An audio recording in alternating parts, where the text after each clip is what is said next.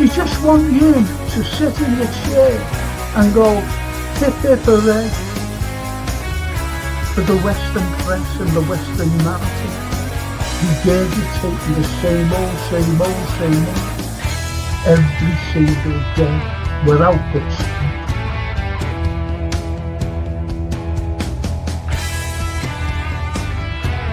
Please watch the first two episodes, the second series. Look at that. Absolutely fascinating. And it was the first time the Beatles had really stopped being semi-professional almost.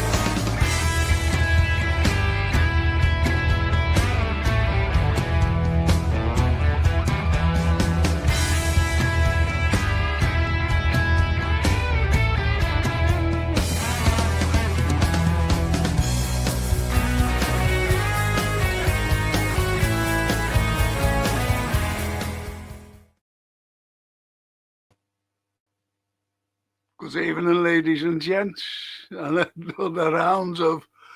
We try to get through these things, to be honest. The history of literature, and then there's always something that brings us up, and then back again, and and Anthony and myself, we really like it simply because of you, all the chatters. Honestly, and we talk privately, and we say about each and every one of you. We never leave anybody out. You might think, "Oh, piss off," you're exaggerating. I'm not. Anthony really would tell you, because we do talk about you, and It's just a matter of getting to know people. What I mean by people, getting to know these wonderful people who have given us so much pleasure in the past, but in our own future, by picking up a book and reading it. Reading poetry. I love poetry. And I love me prose, so this is what I mean about bringing it to you. And to be honest, if it wasn't interesting you at all, if it wasn't interesting to you, you wouldn't even be here. You just say, "Oh, this is boring, this," but it does interest you alone. Anyway, I've just got to thank these people, and I'm going to ask you a question. It's not a hard question, but it'll make you think. Honestly, it will make you think. And I've just got to thank these wonderful people who sponsored every single pod that I do. Every single one of them, whether it's football, but seeing that there's no football until next week, well, a week at the weekend, so we say. So that's why I'm not speculating on, I think he should play, whatever. We'll do that next week when we're going to talk about the Man U game and Liverpool and the indifferent way that they're playing. But anyway, that's for next week, sometime next week. It'll definitely be a week today, football, definitely. Anyway, so tonight, I just want to thank Gap Painting Services. They're fully insured, these people. They're fully time served. Please, please, please, please, please don't struggle. Look, I struggle. I always done my own decorating from a very young age, and I did do it, and I was good at it. I was a great painter. I was even better than Anthony Brown, to be honest. I could do a straight line. I mean, painting walls. Don't be painting portraits or anything. But anyway, I did my own, and I always remember getting on this bloody, those horses that carpenters and decorators bring in and stand on planks. Well, I was standing on one, and I fell backwards and broke my neck, but I didn't know I broke it. And that's why I say to you, please don't struggle, no matter how young or old you are. If you're an elderly couple or, a single elderly person, male, female, get them in because you get a special discount. Just get them in.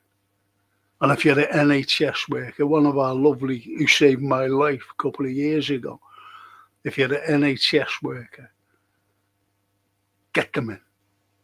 Let them do the job for you because you get a special discount. And this is Gap Painting Services. And Anthony and myself know who the fella is who owns Gap Painting Services. And he's in a band, believe it or not, called Searching. And there are bands that does tributes to the Searchers. And they're brilliant, absolutely brilliant. And I'm not just saying that either. I'm not just saying that. Honestly, they're fantastic. And Andy Gamble, his name is, and he owns Gap Painting Services. And every one of the lads are fantastic. Every single one of them. So please get them in. Don't struggle. Don't struggle. And that's the Gap Painting Services who sponsor all the Carlyle podcasts. And we've got our people on here. Now, here's a question I want to ask you. Here's a question, because Anthony and myself are going to do this one. Who would you like to have around the table? Just around the table, so you can have, you can have a beer, you could have a glass of wine, you could have a cup of tea, cup of coffee, or anything. And who would you like to have around the table, whether it's through literature, history, or anything? And just sit down and have a chat with, a few of them. Who would you like? Who would you like? I've got one in my mind, and I'm going to surprise Anthony, actually, who I'd like, because there are questions I'd love to ask. And before I bring Anthony, I'll just say to these wonderful people, Johan, good evening, Frank and Legends. Hope everyone is well. Frank, I'm sorry, I haven't done it, but I will send you an email immediately after the show. Do it. And I'll send you those 2 poems about Halloween that I had written. Honestly, I will. I'll send you them.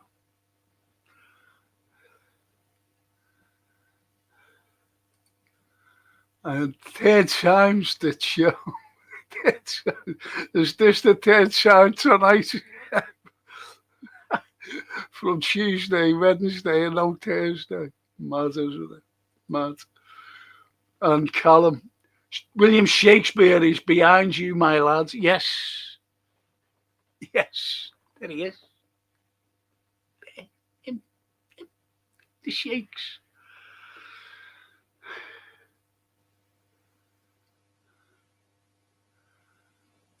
See if you can get Johan on the stream for the Man U game. Oh, no, he wouldn't come on. I think he's a kind of gentleman, who, on a preview, I go for that. Yeah, I think that's a good one. Yeah.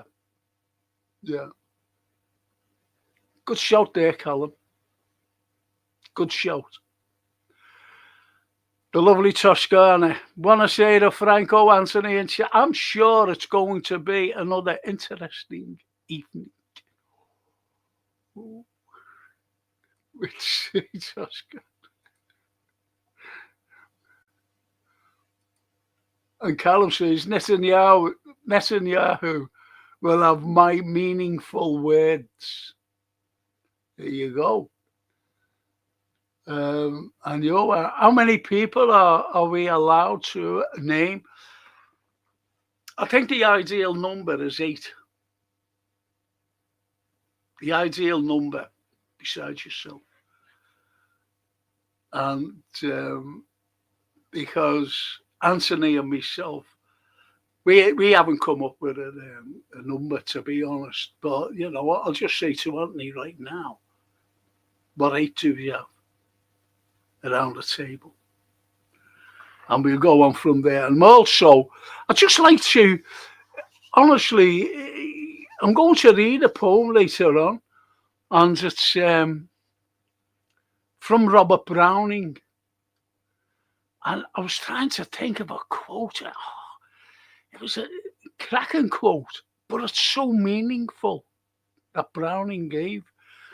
And he said, a man's reach should exceed his grasp, or else what's heaven for?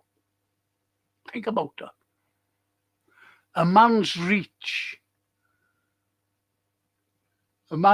should exceed his grasp, because you're reaching out, you see.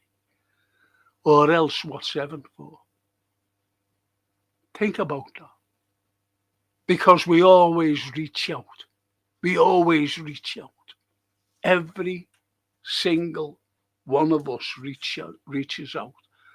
But as he says, what's heaven for? Or else what's heaven for? Because we do reach out to heaven, to the celestial bodies, if you think about it. If you think about it. You're not going to believe why I was late, you know, a couple of minutes late, honestly. And Francine got me this, you know, a little drink. A fucking thing. And I can't work the tops. I couldn't work the tops. It was ages trying to get it open, this thing.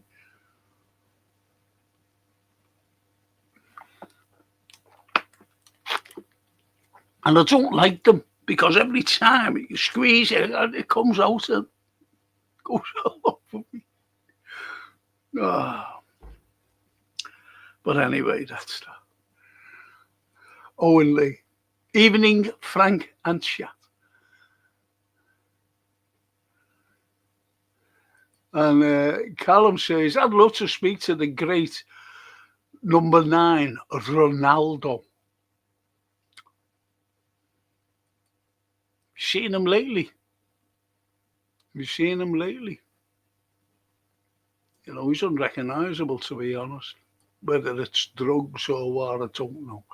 I'm going to bring in my great friend, Mr. Anthony Brown. And he's sitting there, pulling faces at me as usual. You know what he's like. And there he is, my great friend, Anthony. Good evening. Good evening, my dear sir, learned one. I wasn't pulling faces. I was just grimacing. And whose birthday should we be celebrating today? One of my dinner guests, absolutely every time, is the great John Lennon. Purely because he speaks outside the box. He's always spoken outside the box, hasn't he? Yeah. He's always spoken outside the box. And, you know, when you think that this, and he was a young man, he was just a young man. Yeah. And all as he ever spoke about was peace. Yeah. Peace throughout the world. He hated death. The death of other people by other people. Because of the establishment sending these people to the deaths. That's what he was a great advocate. He was a great activist. He absolutely, Frank, I'm with you there. And every single reason to declare war, whether it be greed, um, all of that, he was totally against. Yeah, and yes, he would be one of mine. Yeah, Right, so, okay. We'll talk about him in a moment as well, yeah, about our people who we'd have around. Right, yeah. right. So, Yusuf says, I'd love to speak to Carriagos. Carriagos. You're a, do you know what, White? He played for Liverpool, this brother. Guess him said he plays Canard.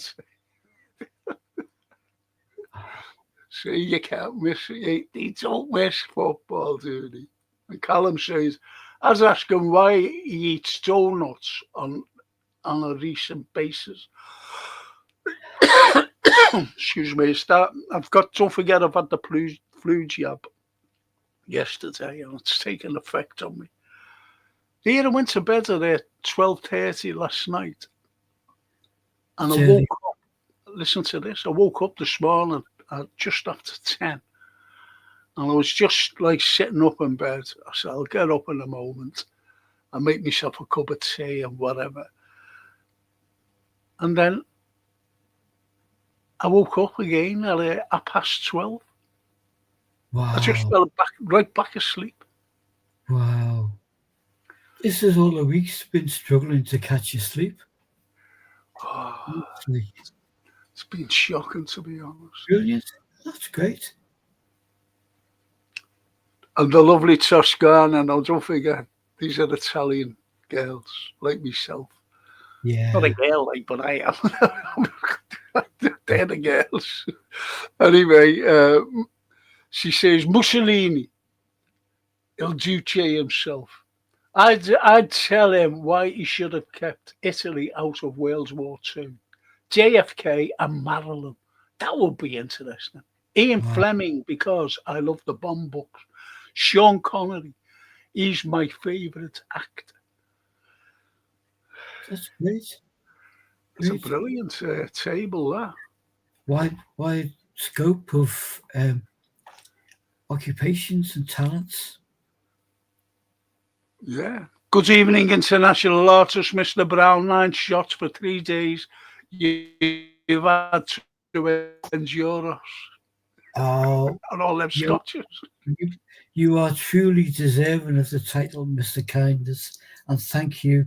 And like Frank said earlier, we are absolutely blessed to have you guys with us.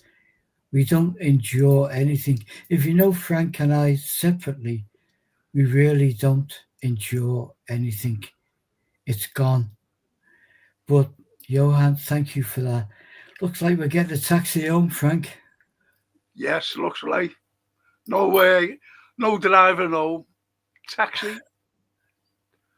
I remember coming from town when the last time I was out, actually.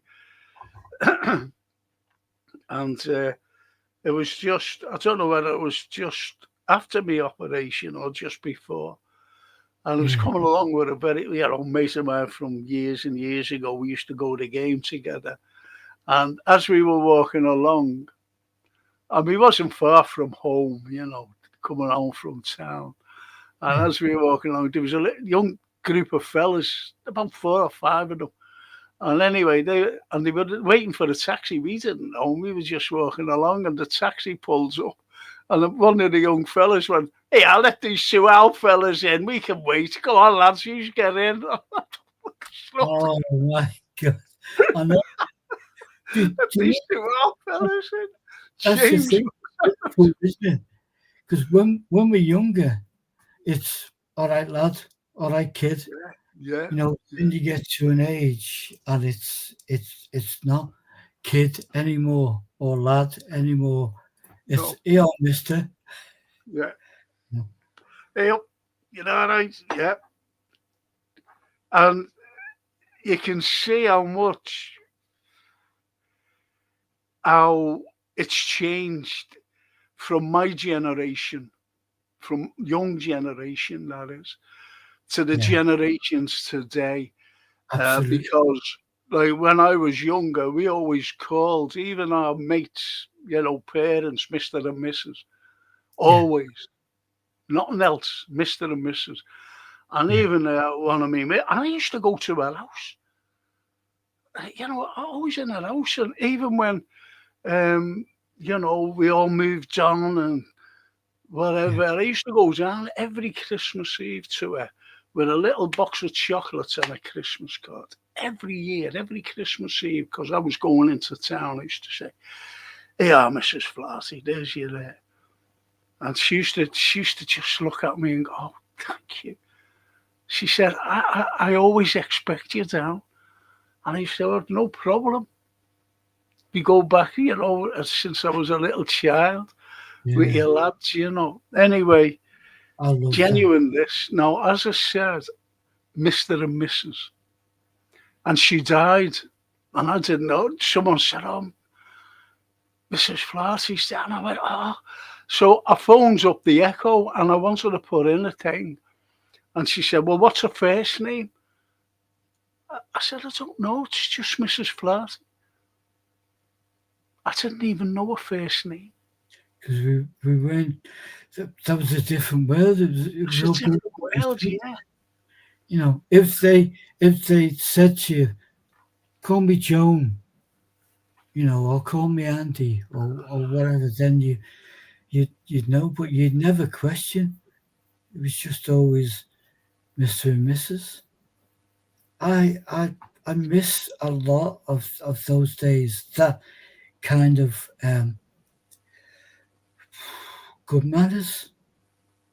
Is it good manners, or was it just Well, the way? the manners were shown, as I just said, about these young lads. Four or Yeah, five of them. yeah, Young lads, you know what I mean? And I'm talking about, young fellas. He could have been waiting to rough us up, I don't know. As you just and yet they went and the taxi came and they went, "Hey, I get them to let these two old fellas off the cab, you're all right, mate, you're all right getting in." I, we're So not that old. But that's respect. yeah, that's That's respect, total respect. But going back, honestly, I've never, ever, ever, ever been called Mister by anyone younger. there you That's go. what I mean. Oh no, I've never been called Mr. Hello, Mr. Carlyle. How are you? Like that, we did going back to my yeah, generation, younger generation. respect. Shall we see who these people that want on their table? Absolutely, definitely. Some whoppers here, some whoppers, honestly. Toscana there. Yeah, I'm going to go down to her now. I was just making sure that.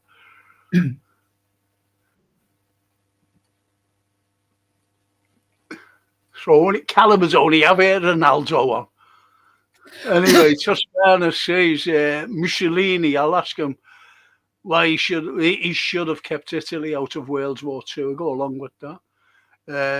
JFK and Marilyn. Whoa, that would be interesting. Ian Fleming, because I love the Bond books.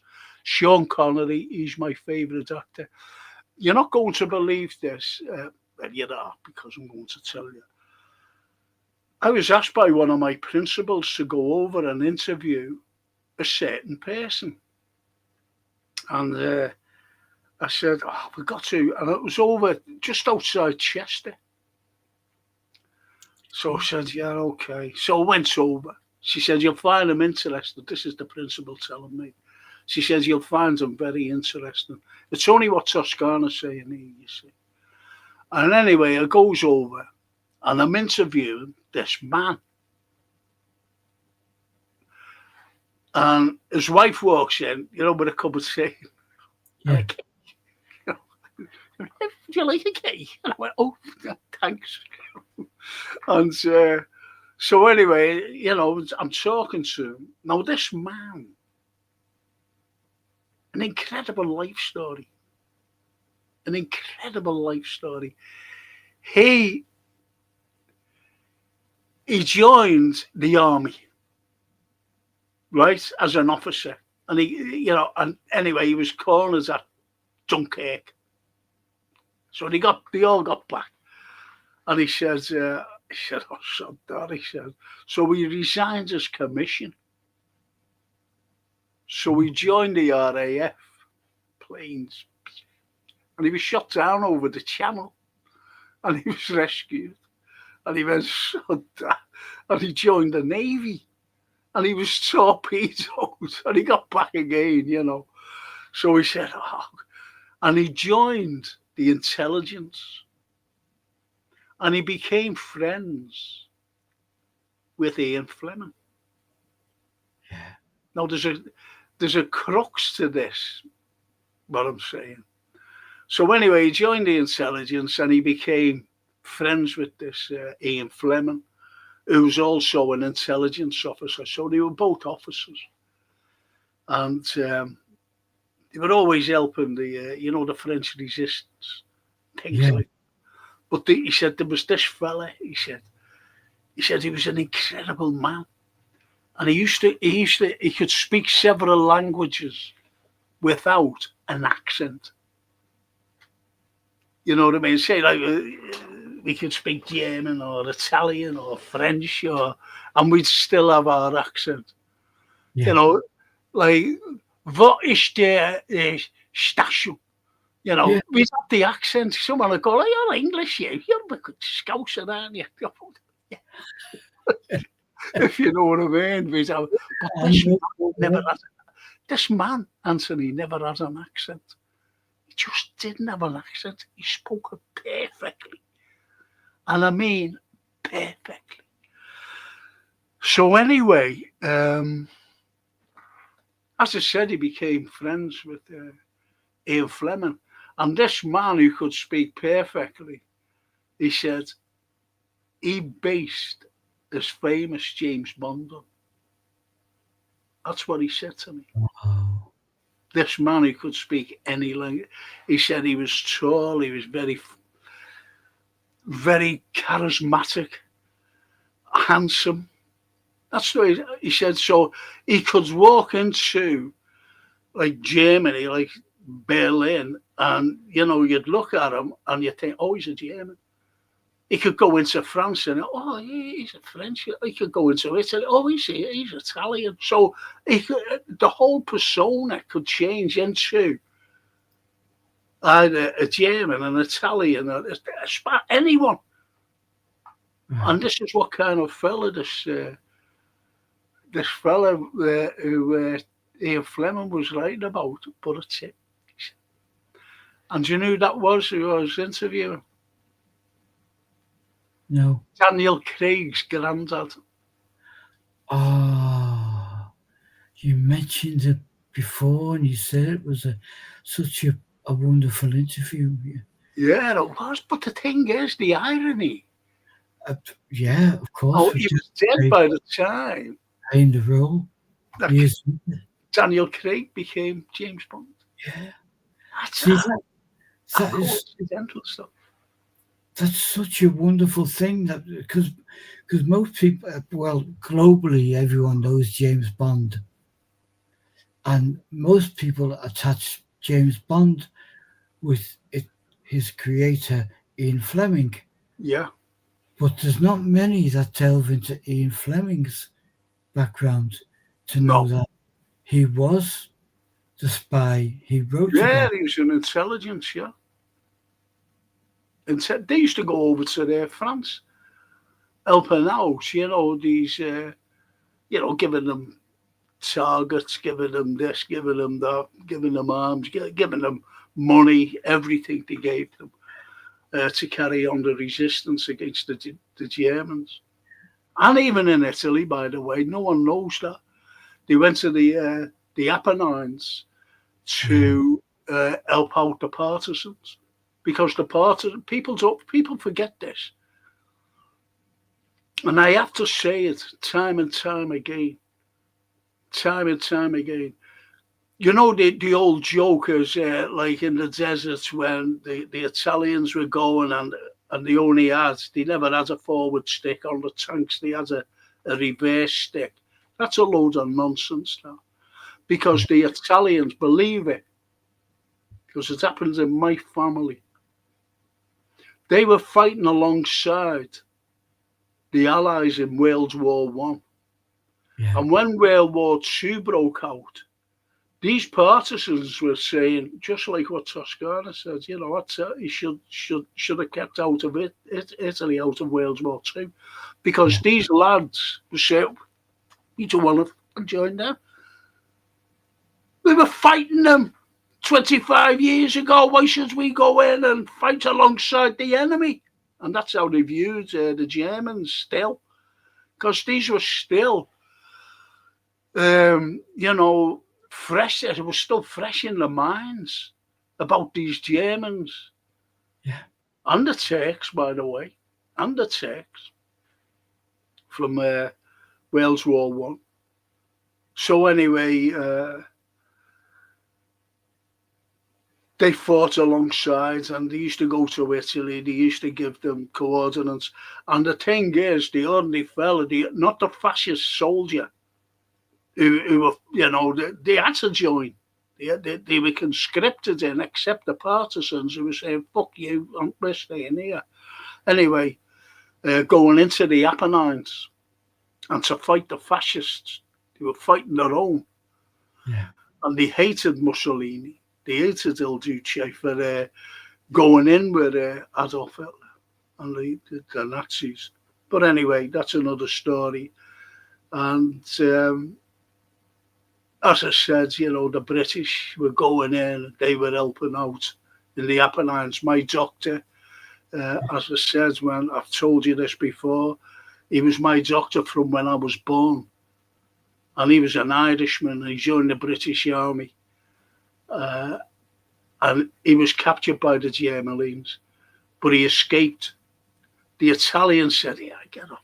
Would you be all right?" And he told them where to go, and he went into the Apennines, and he was helping the partisans. He was treating people for malnutrition.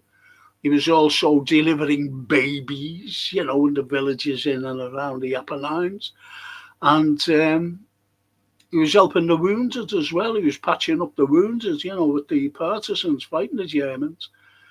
And they were getting wounded and he was patching them up. But he was recaptured, and that was my doctor. So you see how prevalent it was. Yeah. That it wasn't just the Italians. They were on their own, but, you know, there was help there, just like the Russians and through the Baltic. You know, we were sending arms to them and bringing, you know, medicines. They were bringing supplies. The British, I'm talking about, going through the Baltic to Russia to fight the Germans as well. We can't forget that. We can't forget that. No, but that's another story. That's the problem with history sometimes. It's easy to say everything is black and white, when of course it's not. No. And certainly the Second World War. And maybe we'll do it on another literature show. Yeah, we'll do that. We will, because it's very important. You put me about that. Did you know that when they were going through the Baltic, it was freezing cold weather. It was a winter. And there was 3 lads, able seamen. Yeah. Only ordinary able seamen. They weren't in the Royal Navy. They were, they were in the Merchant Navy, bringing supplies, and they were frozen to death. They found them frozen to death on the deck. Wow! But you know what? Once that temperature gets you, absolutely no. What is in my mind as we're talking and as you're describing this? The 2 sides was the American poet who spent so many years in Ezra Pound. Yes, which is was, I freely admit, and I spoke to you about it, I was uncomfortable about reading about him. Yeah. Because Well, you know what the Americans done to him, don't you? What they yeah, did, the Americans, they put him in a cage and they hung the cage up and they left him up there. And yet he wasn't tried for treason, which is a strange thing. And he just like packed up and went back to live in Italy. He just well, lived in Italy all his life till he died. more importantly, I guess, is the link to today, where, and again, it's hard to debate some things because it enters into current political debate and support for various states. But he chose to go down a path of, to him, truthfulness, which was not the scripted path. Yeah, that would be a great. We should do a show, maybe a literature show, on the history of the bad guys. Are they bad guys, or are they just, you know? Yeah, some of them have been misunderstood with their political views and ideology, unfortunately. But that's just some. Toscana says, besides Mussolini, Lenin, Harrison, Buddy Holly, and Elvis around their table. Yeah, And Johan says, apart from Dr. Carlyle, Mr. Brown, and myself, I'd have Shakespeare, Da Vinci, Lenin, Hitler, and Jesus. wow, What a wow, table that is. that's a very deep one. What would we be eating, Johan? I'm mocked there, but there's at least a couple in there that both Frank and I would wholeheartedly embrace around the table. Yes, Yeah, absolutely. yeah, But you think about that. yeah, Shakespeare, yeah. Da No, Vinci, Lenin, Hitler, and Jesus. yeah, Now, if you go to the likes of Shakespeare, for example, now remember Shakespeare, he said he said about woods, the woods. yeah, He said light never penetrates. It's there, it's darkened. And they believed in the time, all the Shakespearean time, that the woods held evil. yeah, And you can jump to Cromwell on Hull Beach, where he said the gunpowder plotters. No, not Cromwell, I'm sorry. Where you can jump, I'm sorry, to the gunpowder plot of 1605. yeah, And there was a place called Hull Beach. And there yeah, was Cecil who said, yeah, some of them are in Hull Beach, the evil dwellings of Hull Beach. And do you know where Hull Beach was? Right in the middle of a wood. oh, So you see, I do. the Shakespearean thing about woods and evil dwellings.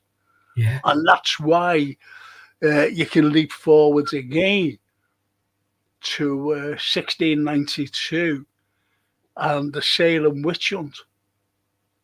yeah, When, you had that little black slave, the little girl, and she was dancing. All she did, she just went out. She didn't want to be seen dancing. So yeah, she went out into the woods where she was free. She was free for that time. of her enjoying herself, and she was just dancing away.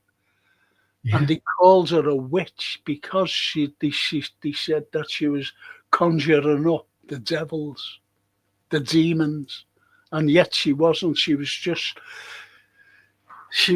getting away from like the slave. I don't know.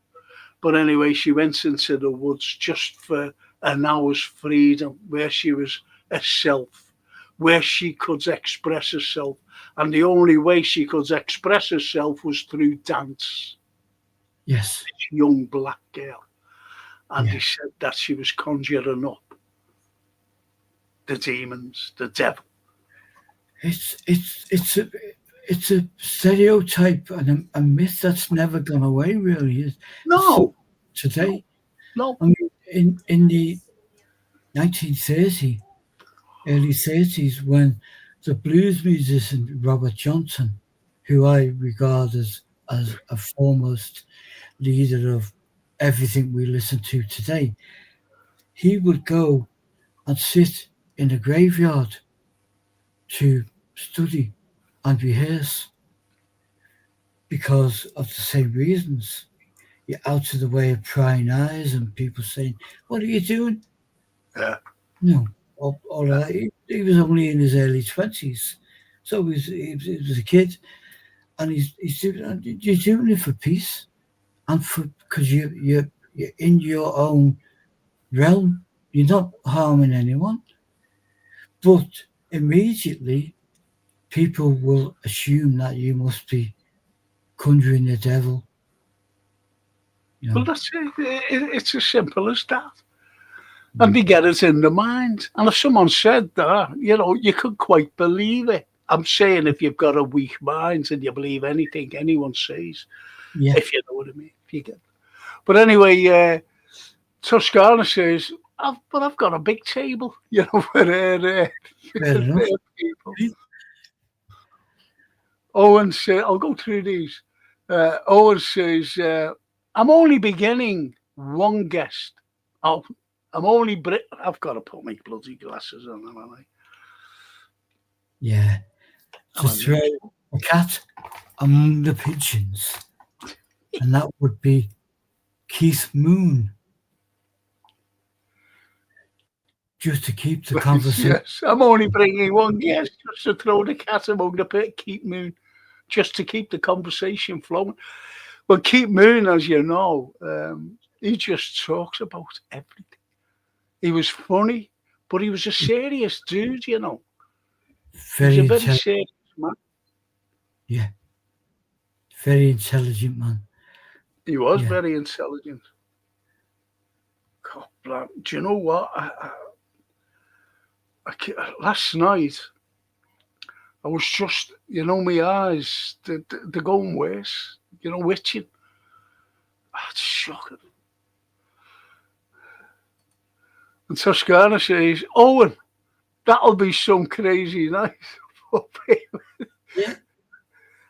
Just to keep the conversation. Well, if you only put a pot of tea on the table and say, that's it, guys. And he says, Oliver Reed was busy.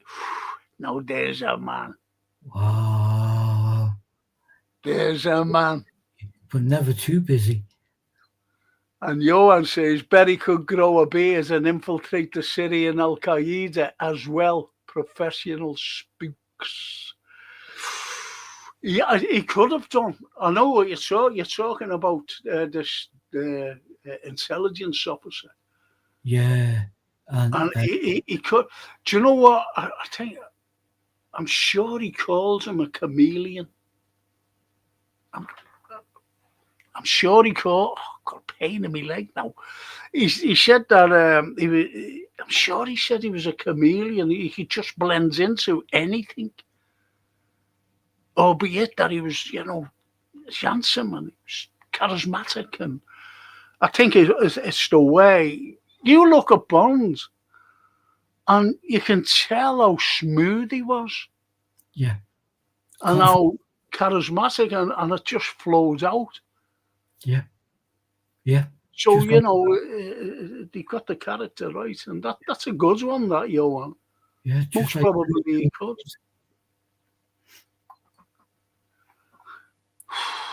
Stephen Mulholland's my old mate. Hi, Frank. Who was that man you mentioned who split the atom? I think he was mentioned. Go away. Britain's nuclear scandal. It was Sir James Chadwick, Stephen.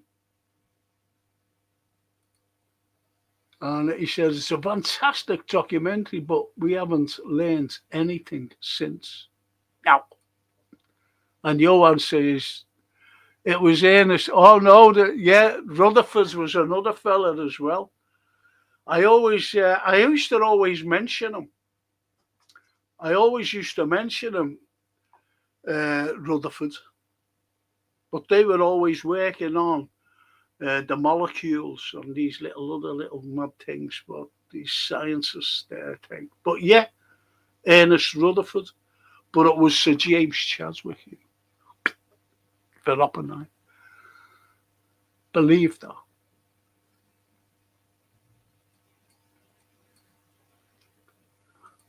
Hello, Frank and Anthony. Hope you're both well. Hi, Lee. Yes, we are. Lee got hold of me today. And you know Oh, what? He's coming down to have a cup of tea with me. oh, fantastic. Here you go. How about that? He said, listen, he said, I'll get down. I'll have a cup of tea with you. He said, once, you know, I said, okay, you know, when you're free, just come down. He's got everything now, giving me address, phone number. So that'll be nice. Be nice to see. Yeah. Lee. And do you think Hitler committed suicide at his bunker or escaped to Argentina? Have you ever noticed they've never done a DNA? Yeah. They've never done a DNA since 1984 when DNA was invented, more or less, by the British. Forget the fella's name and the girl's name, two of them. So it's open to conjecture. It is. I believe he's not dead. You know, there's no way the Germans would have allowed their Fiora to pass on. Is this who would have been around the table? Hitler, Jesus as well, you, Frank, and bloody Slot to find out what the hell's going on. Oh, well, neither Hitler nor Slot would be round my table. Right. The shiny, Johan.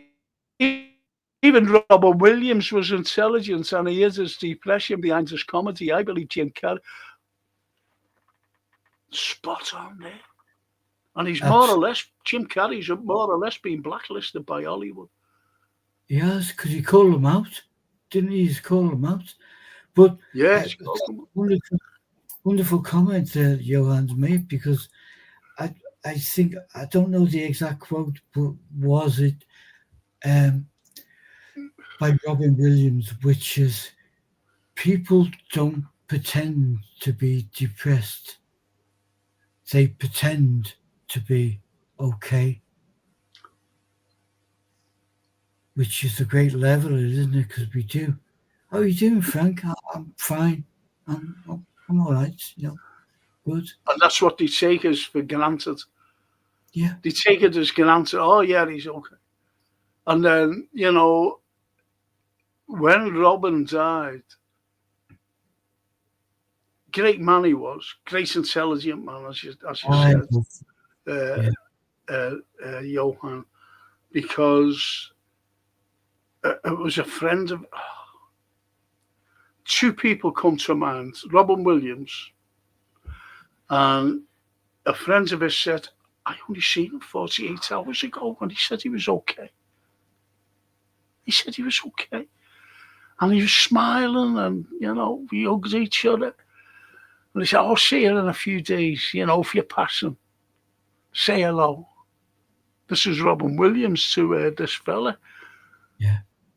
Like a neighbour, an old neighbour. in his neighbourhood where he lived. He said there was nothing wrong with him. No. Right, and the other fella who I'm going to mention has nothing at all to do with television or anything. And his name was Dr. Kelly. And he was going on about Iraq and weapons of mass destruction. Yeah. And a neighbour used to walk about, funny enough, by a little wood, where he lived. And he used to see a neighbour every day. His neighbour always went into the woods and just came out, and they always seemed to pass each other. Because he used to go into the wood. Yeah. Dr. Kelly, David Kelly. And he said, "Good morning. Good morning, David." He said, "Oh, good morning. How are you?" "Oh, I'm fine." And the next he was found sitting at a tree, committed suicide. And the gentleman said, "There's no way he committed suicide." So you see how different things. One, the first fella saying about Robin Williams, there's no way, Yeah. I can't believe that he took his own, which he did. And then this other fella said, there's no way he took his own life. No way. Shocking. And Stephen says, I think it was James Chadwick they mentioned. Yeah, Chadwick. I'm telling you now. Look, I'll tell you who my old professor said to me, and he said, do you want to do something? I said, no. I said, there's no way I can do anything on that. This was for me paper. I said, there's no way I can do anything on that. I said, delving into, and he told me all about Sir James Chadwick. Because he knew him as a young, a very, very young man. My old professor. And he said, Frank, he split the atom before anybody. And that's when he told me about, I did know a little bit about the project Manhattan, the Manhattan Project. I did know a little bit about it. Anyway, so you're right there, Steve. Good evening, Frank and Anthony. And Toscana, good evening, great to see you, mate, honestly.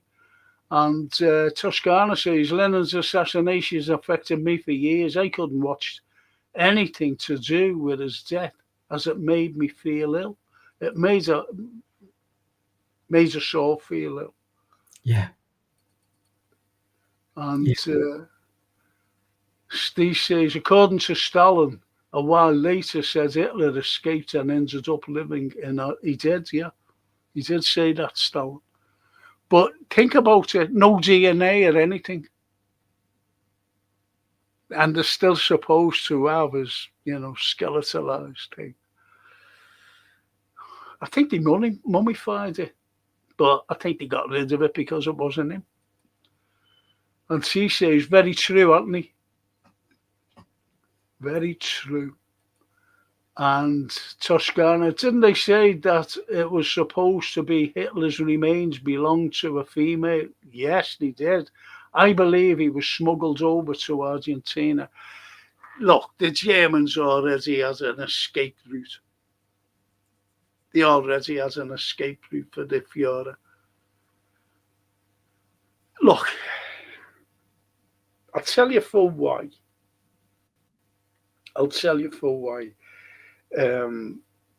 Why they adored this man. That's why they wouldn't allow him to die. They just wouldn't allow him to die. Not by the hands of, as they called, the enemy.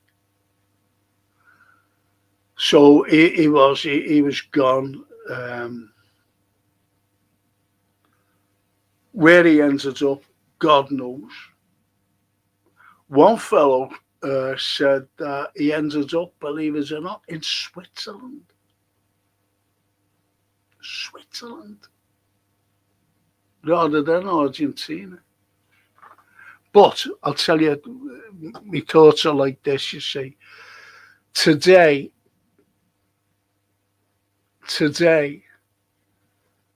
there's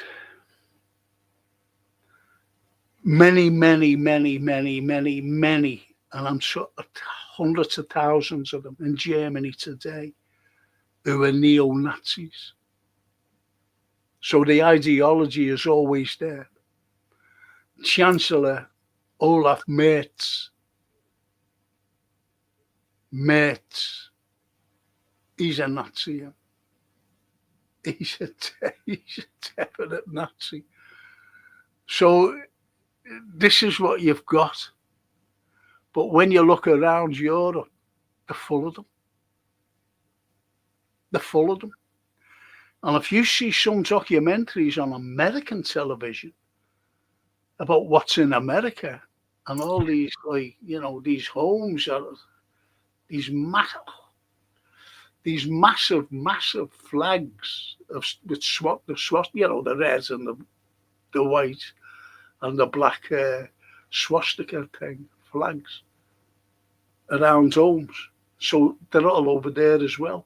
And you've only got to look at the paperclip, Operation Paperclip, where they smuggled them all out. Why did they smuggle the Nazis out?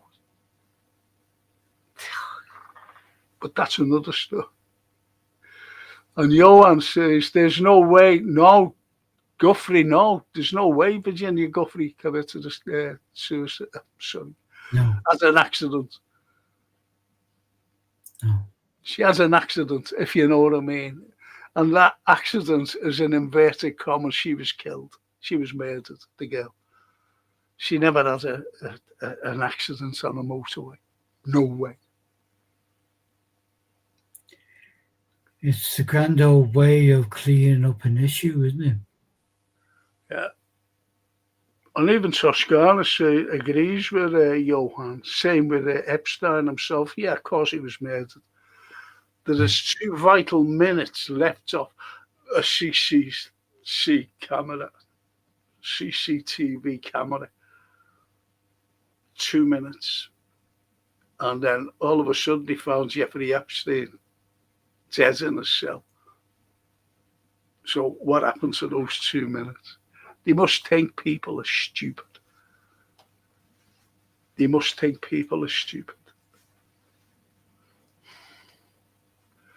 And Owen says Nazi equals NASA, von Braun. That's why he wanted them. And he was a Nazi as well, von Braun. The Americans would never have got into space. Now, when you think about it, Russia, believe it or not, since 1924 had sanctions put on them. And you get them today calling them subhuman. I can't believe that.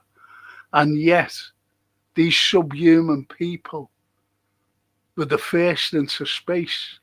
Yeah. They sent a satellite up, the only satellite ever to circle the Earth, and that was Sputnik. Yeah. And then all of a sudden, they got hold of some fella named Yuri Gagarin and sent him up to space and circled the Earth. Yeah. The first man. And this is why loads of sanctions were put upon. And if you think sanctions today is hurting them, they've had sanctions forevermore because of the Russophobia. And yet they're very, very, very intelligent people. Some of the greatest intelligence on the planet. Them and the Chinese, by the way. Yeah. Right. I've got to ask you. We haven't done ours yet. Well, who is you have around the table? You know what? Our table, you're at one end and I'm at the other. Now, we said we'd love our chatters around. So, taking away our chatters, what historical figures would you have around? I think, hand on heart, we could both agree on the first couple of names that will come up. I know what you're going to say. Go on. One of them, Da Vinci, yes, Blake, yes. Shakespeare, yes. Dickens, yes. do you H.G. know what, like, can I throw in one? Go, yeah, But this is a big caveat for you. So I'll tell you, yeah. Elizabeth the First. Okay. Where would he leave his horse? Elizabeth the First. Wow. Now, don't forget, this Elizabeth the First, she was either, she, calling her she at for the moment, she was Yeah, either born a freak,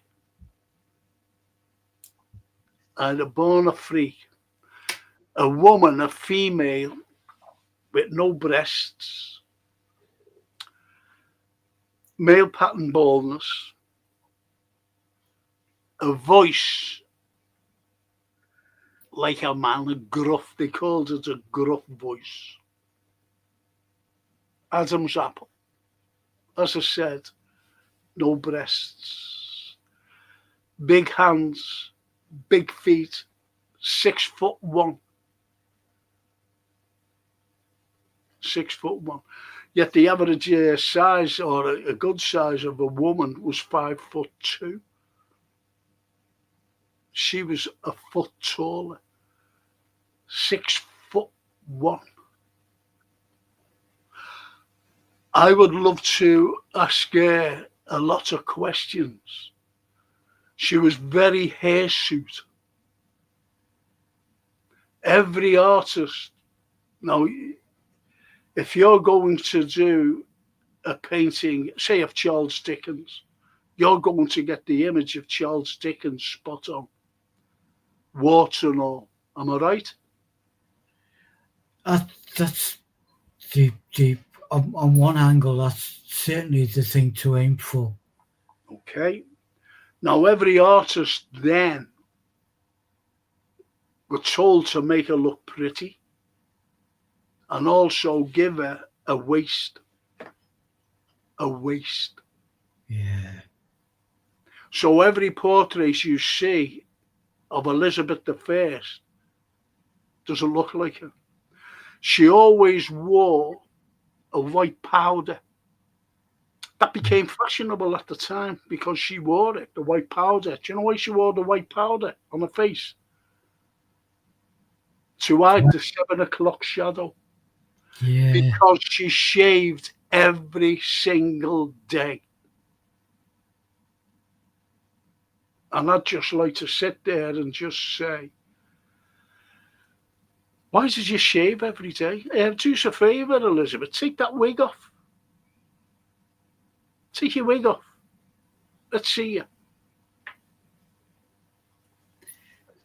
With that in mind, which is an extraordinary start to the evening, because every other guest would have gone,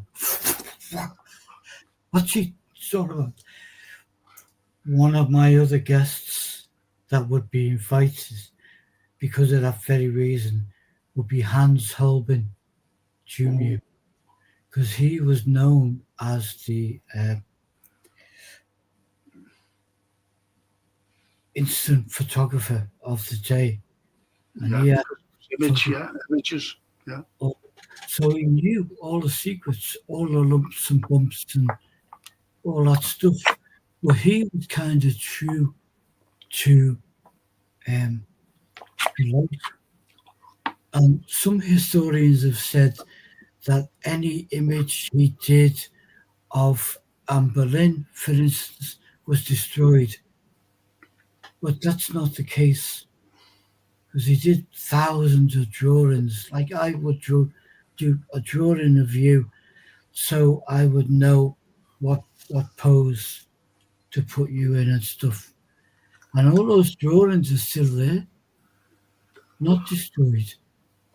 Just some people didn't want the attention drawn to them. He drew everyone because that was his job. Hans, do us a favour, mate. There's 60 people coming in today. Will you knock up a few sketches? So we was to talk to him about that. And also because he's a genius artist. Love him. Yeah. Elizabeth Hearst, that's interesting, Franco. It is. She got to leave me after the tight, after the tighty. No, she was a man. I understand what you're saying. The spin of her was, I'm just saying this, the spin of her was she married, look, listen, it was imperative that she'd marry. It was imperative. But the likes of Walsingham, then it went up to both Cecils to keep the lid on. And the Earl of Essex, he just wants to power the Earl of Essex. And he said to her, hey, come on, let's get married. And she told him to F off. And he found out who she was. And he was sent to Ireland by Henry Cecil. And he said, what am I doing here? And so there was going to be a coup. But they found out about the coup by a fellow by the name of Lord Montagu, because he was Catholic and he was in the circle of the plotters, and he was given all the details and everything. He was spying on them, and he was one of the plotters was named Sir Francis Tresham, and he was his cousin. You know, it's a long story. I'd love to do it one day with you. But it's a long story and very intriguing, by the way, these plotters. But there was a subplot, a governmental subplot, led by Henry Cecil. No, it wasn't Henry Cecil. He was a horse trainer. Led by Robert Cecil.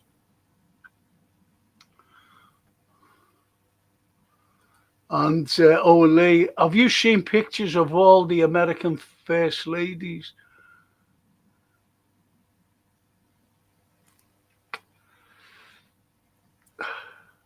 I've seen some of them. Seen some of our first ladies as well. And Johan says to Owen, reptiles all, reptilians. Oh. Where he's coming with that, don't you? You know where he's going to with that.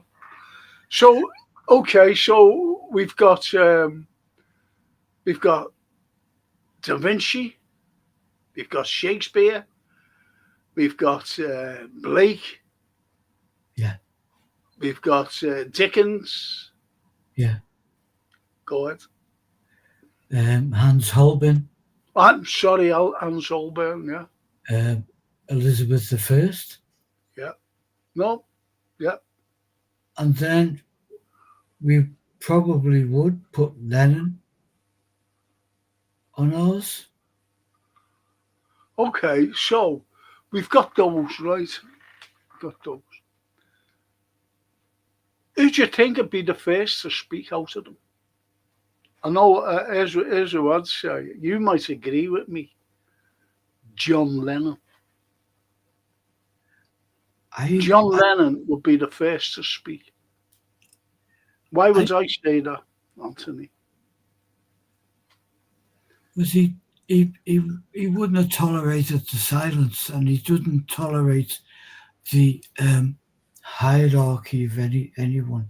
Not that we've brought in any of that, but I kind of think there's a strong connection and similarity between Blake and Lennon. And absolutely. absolutely. Because I think he'd just say, and the first person he'd speak to, this is my opinion, by the way, would be to Charles Dickens. Yeah. Would be to Charles Dickens. And he'll ask, he'd ask him, why did you, this is me, right? And this is Lennon, by the way. Yeah. Why did you turn against your own class to elevate the working class? I think that'll be a great question. And Lennon would, he would say that, because Lennon, no matter how you look at Lennon, he was middle class, and he sang a song, didn't he, called "Working Class Hero"? Well, he was born working class. Yes, but as working class, but in the dysfunctional family that was of his mother. His mother saw herself as working class. Or maybe not. We went through our childhood without labels, and it was only into adulthood where we started to think, we're certainly not upper class. I think that was a constant fusion in his head, because his mum was regarded by her elder sisters as not fitting to bring her son up, because she'd split from John's dad when he was 5, and she was more gregarious than the other ladies, who were quite Victorian. And so John was placed, not asked, but placed. Without Mimi, yeah. Yeah. But nevertheless, Anthony, where did I grow up? Where did you grow up? Where did your mum grow up? We never lived next door to Aunt Mimi in Fortnum Road, did we? No. That was pure middle class. Still is today. But anyway, Toscana says to Owen, very manly looking, like that French one as well. And Toscana, do you think your guest would ask what the hell he was doing with Yoko? Who would you think would ask that question to John Lennon out of it? I'll tell you who we've left out. 2 poets. Keats and Browning. There you go. Oh, it's kind of an impossible question, really, isn't it? Because we've got so many absolutely wonderful people that we would love to sit and have a conversation with on a general basis, but there are bound to be questions. There are, and that would be our question to him, whether or not someone like Dickens, who had his own thing going on, the only kind of true aspect other than Keats would be William Blake, who spent the years with his wife and then acknowledged that she was indeed his angel in life, and then died similar to Keats. Yeah. Charles Dickens lived a bit of rock and roll. He liked his Cynthia and also his Yoko. and that was where he went. I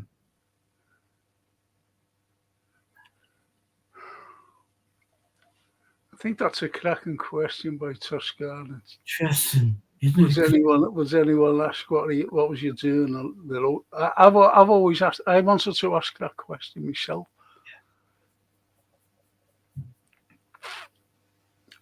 Even Paul said it, didn't he? Paul said it. It's all very suspect, says Owen. And you answered Toscana. That was what I wanted to ask him. Like, what was you doing with Yoko? Yeah. It's always being asked. But, like Keats, any sort of love, it grabs you. And you don't realise that it's grabbed you. No. It's There's the way always a thing we do to ourselves. We all have a little bit of a self-destruct thing on it. And you know sometimes that this is not really where I want to be, but you push for it. And also I think Yoko, for good or bad, prompted a chain of thought, but rather like we're all talking tonight. Yeah. She offered, well, what about that? What do you think about that? And it sent John on a journey of discovery.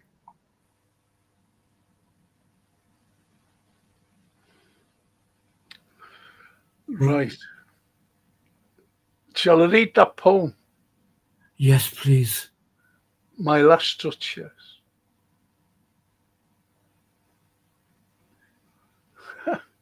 So have we got Robert Browning and John Keats with us on the end? They're looking after the trifle and the cake. Yeah. Yeah, good. And Johan says, Franco, you never had the poem. You had lines up, or have I missed it? No. And how coincidental is that? Blank piece of paper. Yeah. And I'm going to read The Laboratory.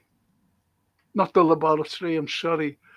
My Last Duchess by Robert Browning. It's a bit of a long one, but, get there in the end. Now, don't forget, Browning, he was a very romantic poet as well. And he also, remember when he says, oh, to be in England, now spring is here. Remember that? That's what kind of a poet he was. But he also had hard-hitting poems, like My Last Duchess.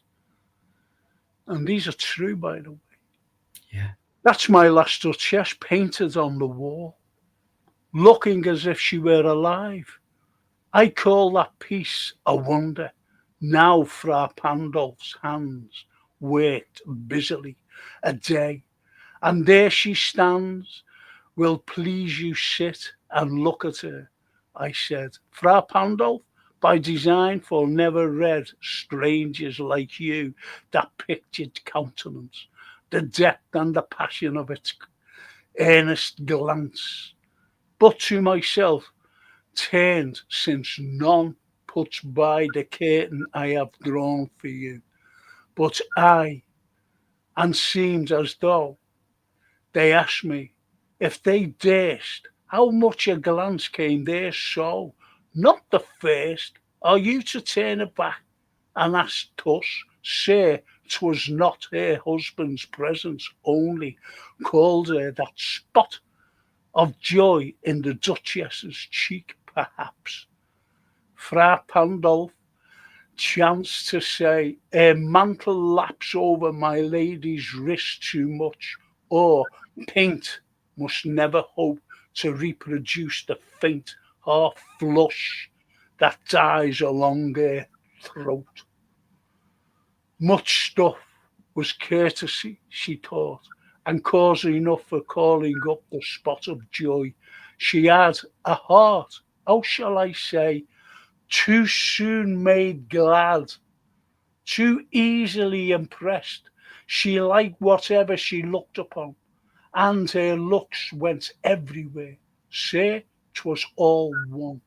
My favour at her breast, the dropping of the daylight in the west, the bough of cherries, summer fisher's fool broke in the orchard for her, the white mule she strode around her terrace, all and each would draw from her alike the approving speech, all blush at least. She thanked men good, but thanked somehow, I know not how, as if she ranked my gift of a 900-year-old name with anybody's gift, who'd stoop to blame this sort of trifling, even had you, even had you skill in speech, which I have not, to make your will quite clear to such as one, and say just this or that, and that you disgust me. Here you miss, or there exceed the mark. And if she let herself be lessened so, nor plainly set her wits to yours, forsooth a maid excuse, even then would be some stooping, and I choose never to stoop. Oh, sir, she smiled, no doubt, whenever I passed there, but who passed without much the same smile. This grew, I gave commands, then all smiles stopped altogether. Then she stands as if alive. Will I please you rise? We'll meet the company below. Then I repeat, the count your master's known is ample warrant that no just pretence of mine for dowry will be disallowed. Though his fair daughter's self, as I have vowed at starting at my object, nay, we'll go through together down, sir. Notice Neptune, though, taming a seahorse, taught a rarity, which claws of Innsbruck cast in bronze for me. In other words, he killed her. Because what he's saying there, she was good to everyone. But when he said that she was riding around on this white horse, she was naked. And it was with a stable boy. But she just didn't have one stable boy. She had a lot of stable boys, but he also had these wonderful people who come to balls and, you know, the evenings, the soirees, and she was having affairs with them. Wow. My last duchess. And he murdered her. Wow. That's why he said, that's my last duchess painted on the wall, looking as if she were alive. Yeah. Yeah. It's amazing how, you know, for once, Browning went from, you know, the shall we say, the gay time Yeah. of the era, you know, to be in England now that spring is here, you know, to the likes of the laboratory, which I mentioned, Yeah. as well, you know, where the woman is, you know, mixing the poison to kill this young girl who's got the fancy of the Duke. Yeah. And also Porphyria's lover, where she goes in from the storm, but that storm is the set in the poem where he kills her with her own hair, strangles her. No, very dark. Even today, by today's standard, for a poem or a short story. Well, wow, it's a very dark theme. But it's the opening few lines that make you sit on your seat. Yes. And one more, it's a portrait of my last duchess looking like she was alive. What's gone on there is Look, that's the crux of it. looking as though she's alive. Looking as though, because when did he have her painted? He had her painted when she was dead, after he murdered her. Yeah. That's why he said, I want her to be look alive. So he's put a smile on her. You know? I swear we have some telepathy going on, says Johan. That's when I said, shall I read the poem? And he put it on a day. Have you read that poem yet, Frank? It's just wonderful, and it brings in, jealous. That's brilliant. That jealousy doth around the sturdiest of men. Yeah. Brilliant. Yeah, and then you listen to the likes of Blake. Oh. And it's we shouldn't be afraid, and we're not afraid. It comes up in our seemingly innocuous history program sometime. We're talking about the horrors of the world, which have always been there. Yeah.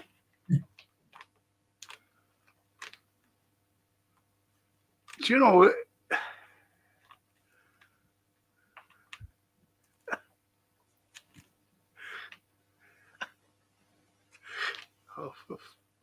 do you know what? I'm looking for something here, you know.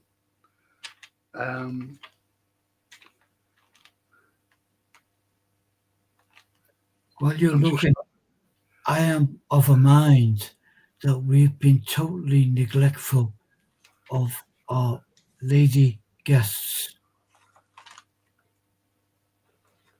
And there's a few we've mentioned fondly over the weeks. We've done our literature and history programs, and one of them obviously comes to my mind is Agatha Christie. And then you have, Browning's dear, beautiful wife, Elizabeth Barrett Browning. Yes. I'd love to have read her orally, but unfortunately, it's a little bit too long, Aurora Leigh, but it gives you the story of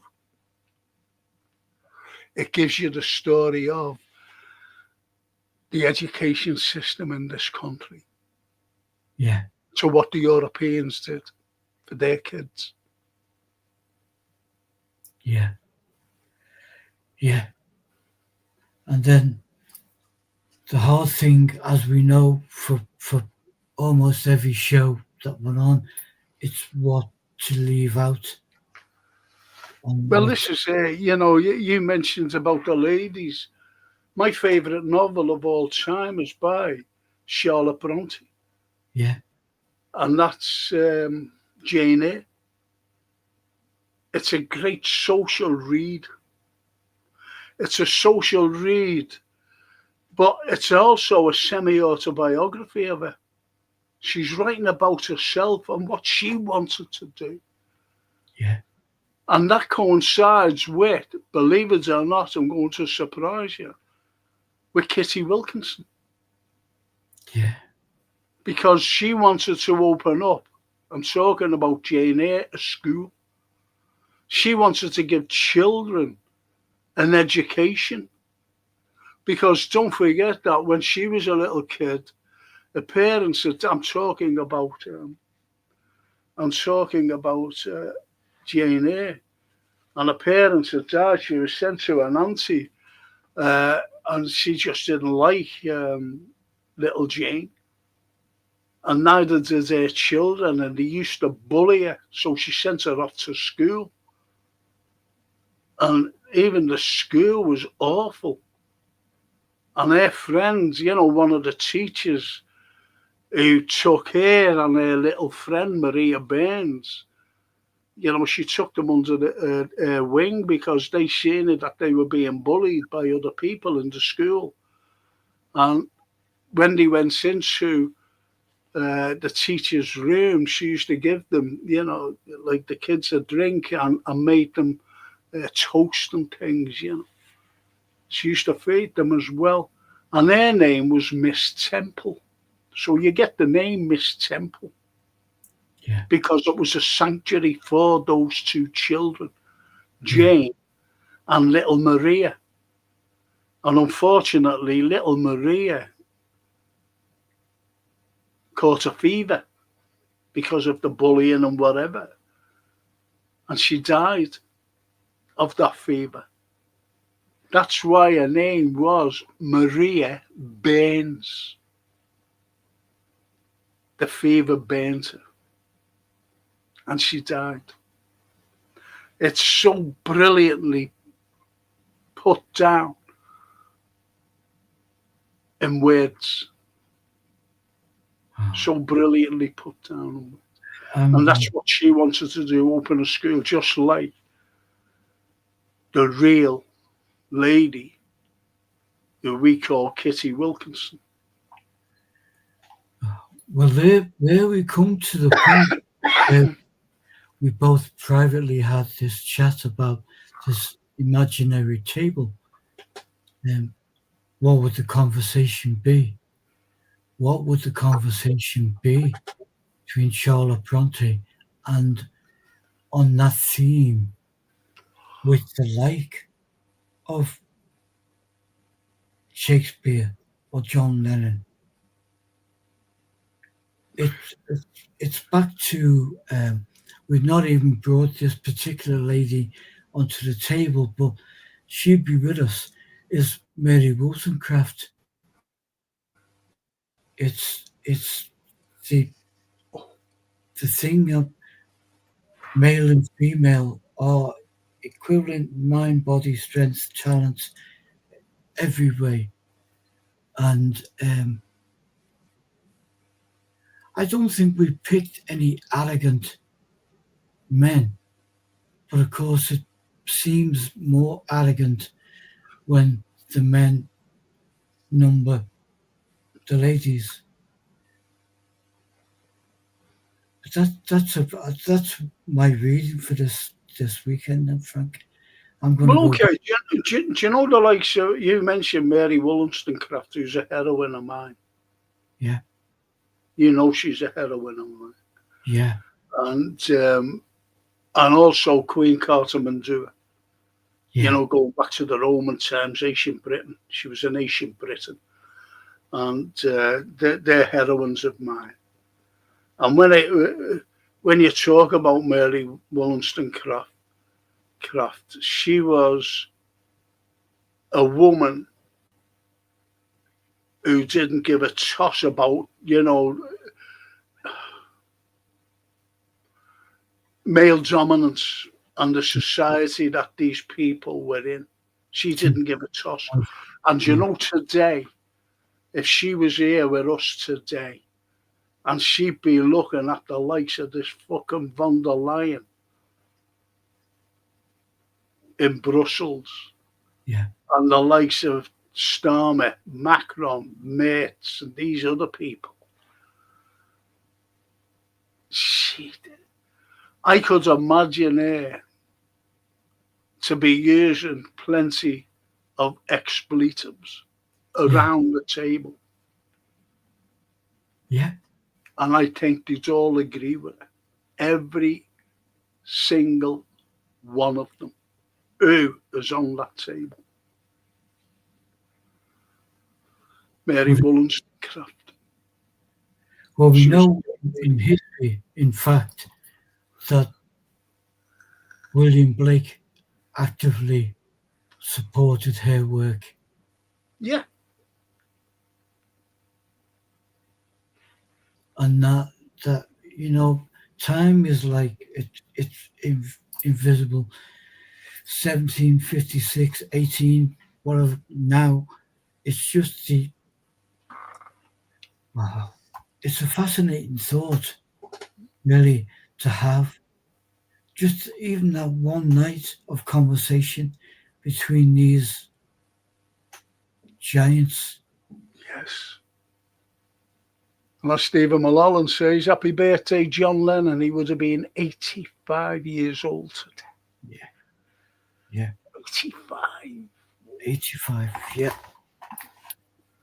Yeah. And Foster says, I wonder what Lennon would have been like today if he was.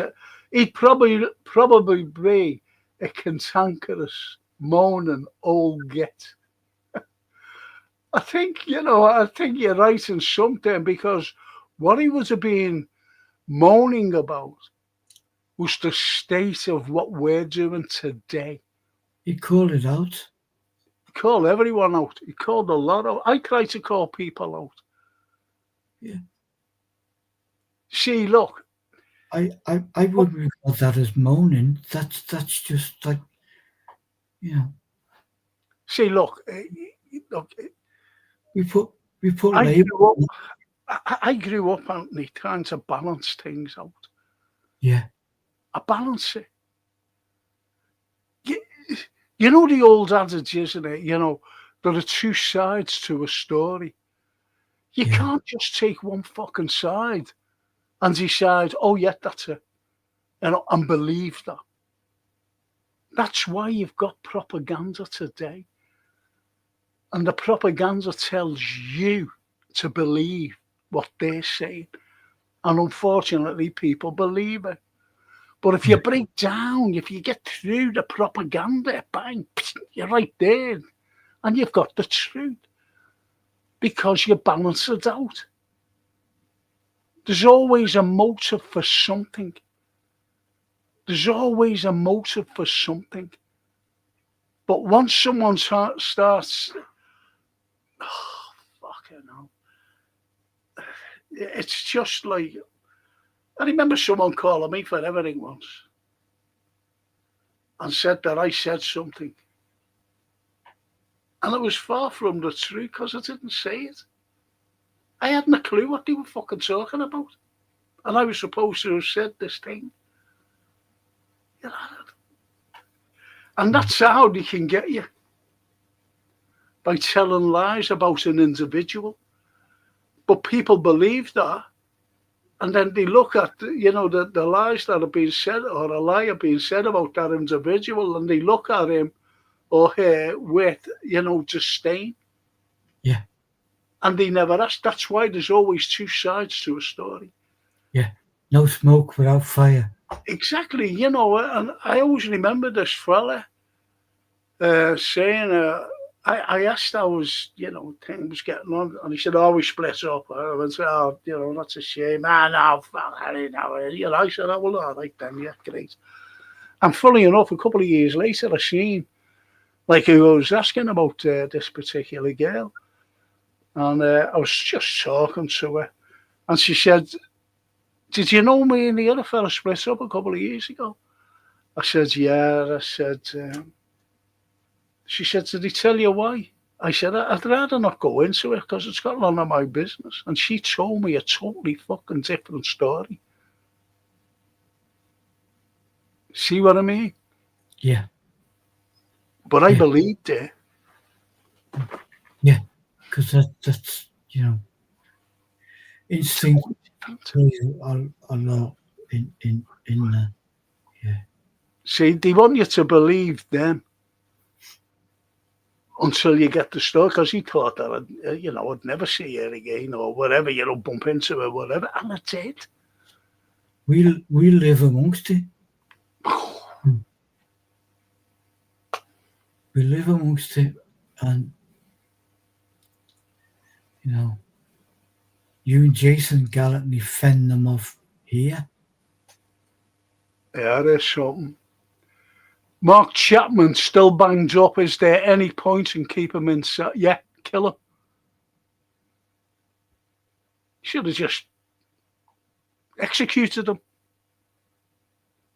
Is there any point in keeping him inside? Do you think he should be let out? No. Should never get out. Ever. Should have executed him.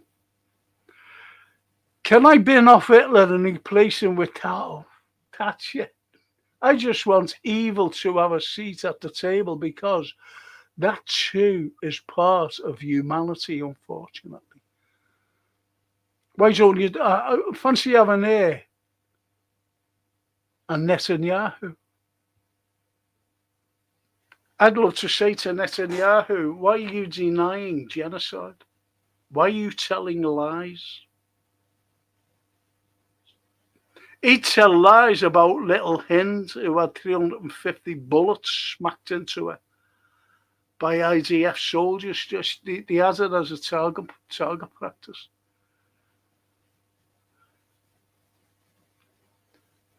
And, I'd ask him, why was that allowed, and why haven't anyone been brought up, to be accountable for that little girl's murder? She was no terrorist. 6-year-old girl crying for help, surrounded by her dead relatives in a car. What could she do? Well, to answer Johan, if I may, when we brought this whole scenario up last night, it was about the old thing of you brought someone in your home to share food or drink because you loved them, respected them, or you're showing reciprocal kindness to them. So think about sharing. So it's the total opposite of evil. We know evil goes on, and whoever's around our table tonight, tomorrow night, whenever, evil goes on. But I would not want that evil, that crap of life in my house or on my table. But there is hate, unfortunately. There is. There is, and you can't get away from it, just like Johan said. It's like Foster taught us. He says, what would Wollstonecraft's politics have been if she was around today? Libertarian, socialist. She identifies with the French Revolution in its early stages. Yes, she did. But so did Wordsworth. Yeah. Wordsworth. So did Go on. So did Napoleon. Because he saw the sense in it. See, the French Revolution,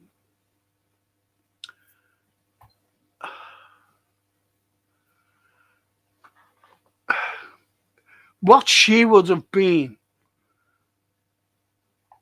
you're asking. You've got to look at our intellects here. Our intellects here, the likes of Mary Wollstonecraft, the likes of Wordsworth, the likes of Samuel Taylor Coleridge. They were all waiting for the first shot of the revolution here in this country. They were waiting for something. And when Spencer Perceval was shot on the 11th of May, 1812, they went, whoa, this is the first shot. And then crowds were outside the jail where John Bellingham was incarcerated. And the authorities went, we can't fucking have this. Look at what's gone on in America with the American War of Independence. Look what's happening in Europe now, and this now. So we've got to do something when they brought him in, Bellingham. So they put him on trial, they found him guilty, and he was hanged within a week. And that's so that all the crowds would disperse, crying for revolution. Get rid of everyone. Get rid of the monarchy. So, yeah, she did. She did. And what would she have been? I think they were all libertarians, to be honest. To free. As Jean-Jacques Rousseau said, man is born free. However, he is everywhere in chains. And you can't break away from those chains. And it applies today. Those chains are wrapped around us. You've only got to look what's happening in this country. I seen a blind man being led away by a policewoman, being arrested because he was demonstrating. He went on a demonstration, you know. Think about it. A blind, elderly man in his 80s being led away by a policewoman into a police van. Is that what you want? No one wants that. If you can't say anything, well, now they've got this thing where today, right now, they can look into your bank account to see how much you've got. Is that right?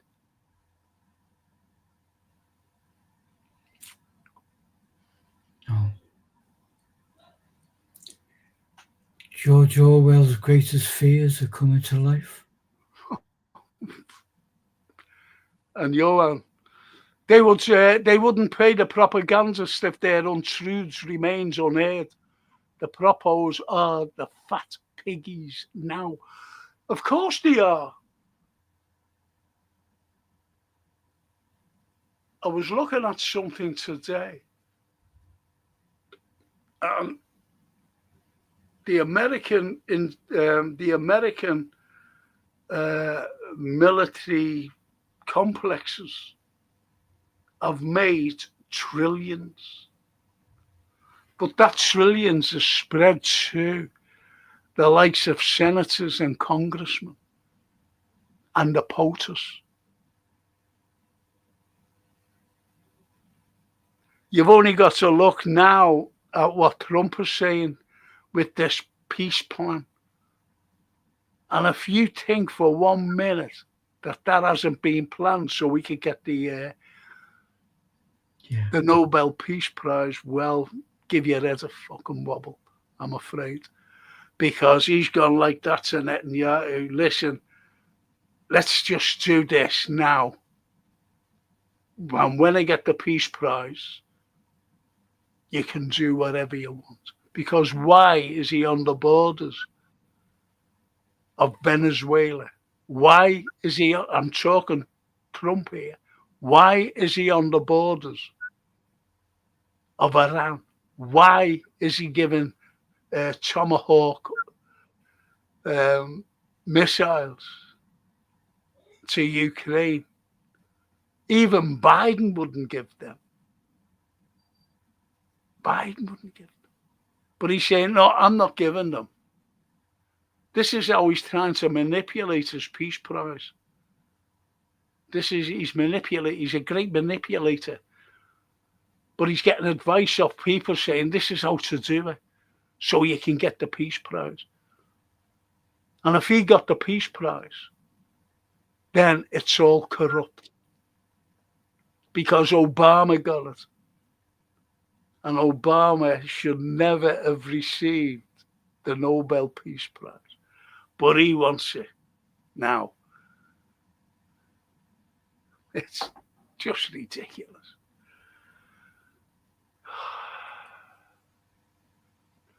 No bloody chance that Chapman should only get out of prison in a body. Yep.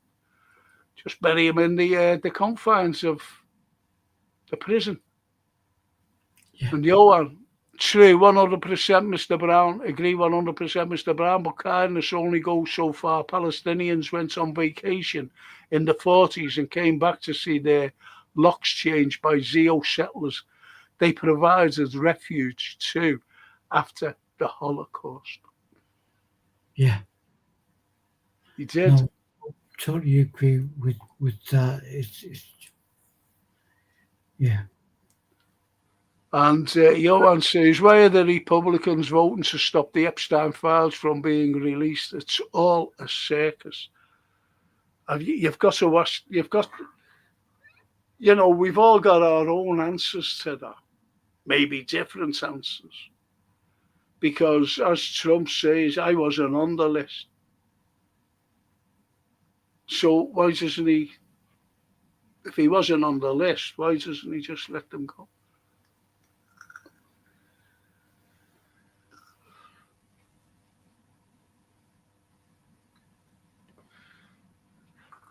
Man died since he was born, before he could walk. Everyone was on that list. And I mean very prominent people, politicians. And you've only got to look at Mandelson, who's just been sacked as a US ambassador. And all the photographs he has with Epstein. Yeah. He never just catered for paedophiles and, non-paedophiles, meaning, these young girls, but older girls as well, for the non-paedophiles. But there was more paedophiles than anything else. And Mandelson was given little boys, young boys, because he was gay. Well, was, still is. So you see the way it works out. Those Epstein files, shock.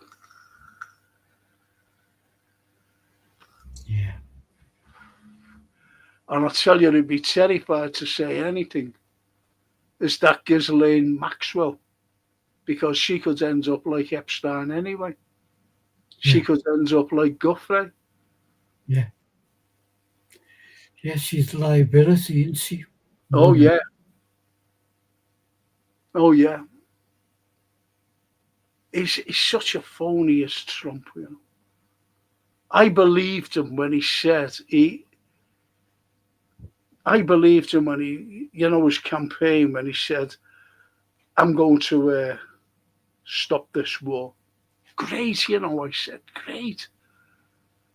And I believed him, soft lad me. But so did a lot of other MAGAs. Make America great. Oh, yeah, he's going to bring peace. And all as he keeps saying, even to today, the war wouldn't have started if I would have been in power. Of course it fucking would have done. Because you wouldn't have stopped Putin from fucking going into Ukraine to save the Russian-speaking people and their culture.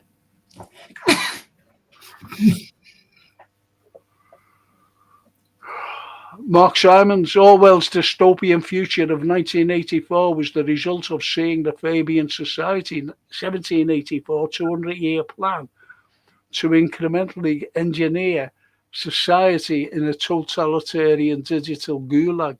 Almost all Labour are Fabian members. Yes. Did you know that I was asked to join them years ago?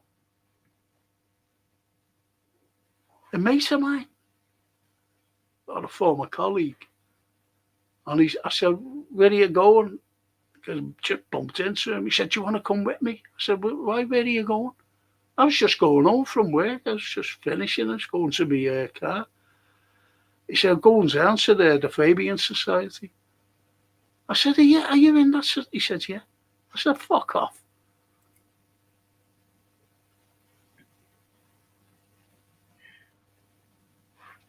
Shock. Then I was asked, I don't know, what they must look at me. Oh, get frank to them. I was asked to join UKIP, become a member of the European Parliament.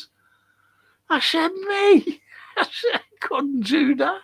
And that was with a colleague, another former colleague. He asked me. I seen him in town. I tell you where I seen him, in the Vernon, outside. I was going, oh, that's all right, And he said, I told you, he said, we'll get you in. I said, I can't join the UKIP. I said, my friends string me up. I said, I disagree with your policies, actually. He said, we need a voice. I said, well, you don't fucking need mine. Your Farage is there. That was a few years ago. I've got principles, you know. Small as they are, but I've got principles. And Toscana says the Democrats didn't want the files released either. Biden could have released them, but didn't. Too many people on that list, including the Royals, Andrew and Fergie, are up to their necks in it. Yeah. Yeah. Sarah Ferguson. Horrible person, eh? Fucking hell. Anyway, Johan to Toscana. I saw those Bill Clinton images, 2 cheeks of the same backside. Yep. Yeah. Clintons. Yeah. And you know when you want to blame something, I've got to say this.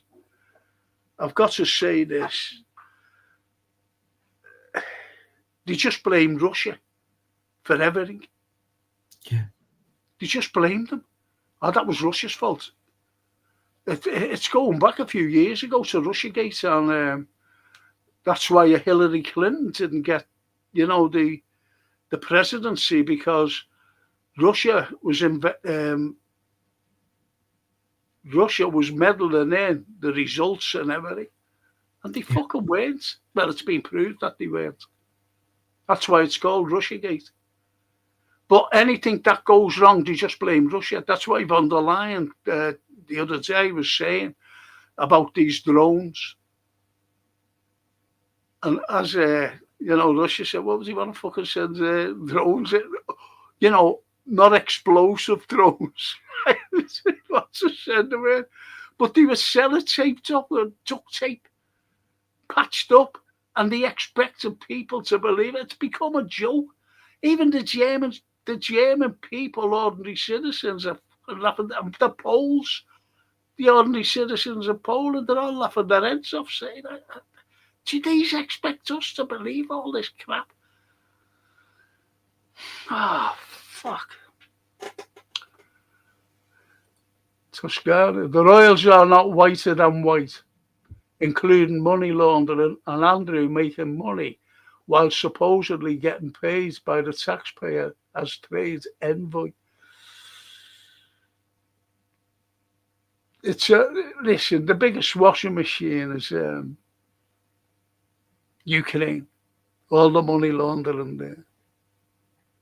And the ordinary Ukrainians are suffering, believe it or not. The Clintons are dangerous. Hillary made threats to the ladies who accused Bill of raping them. Too many people have died accidentally. Of course they have. Monica Lewinsky. From under the desk. Yeah. Fucking hell. Yeah. They're all at it.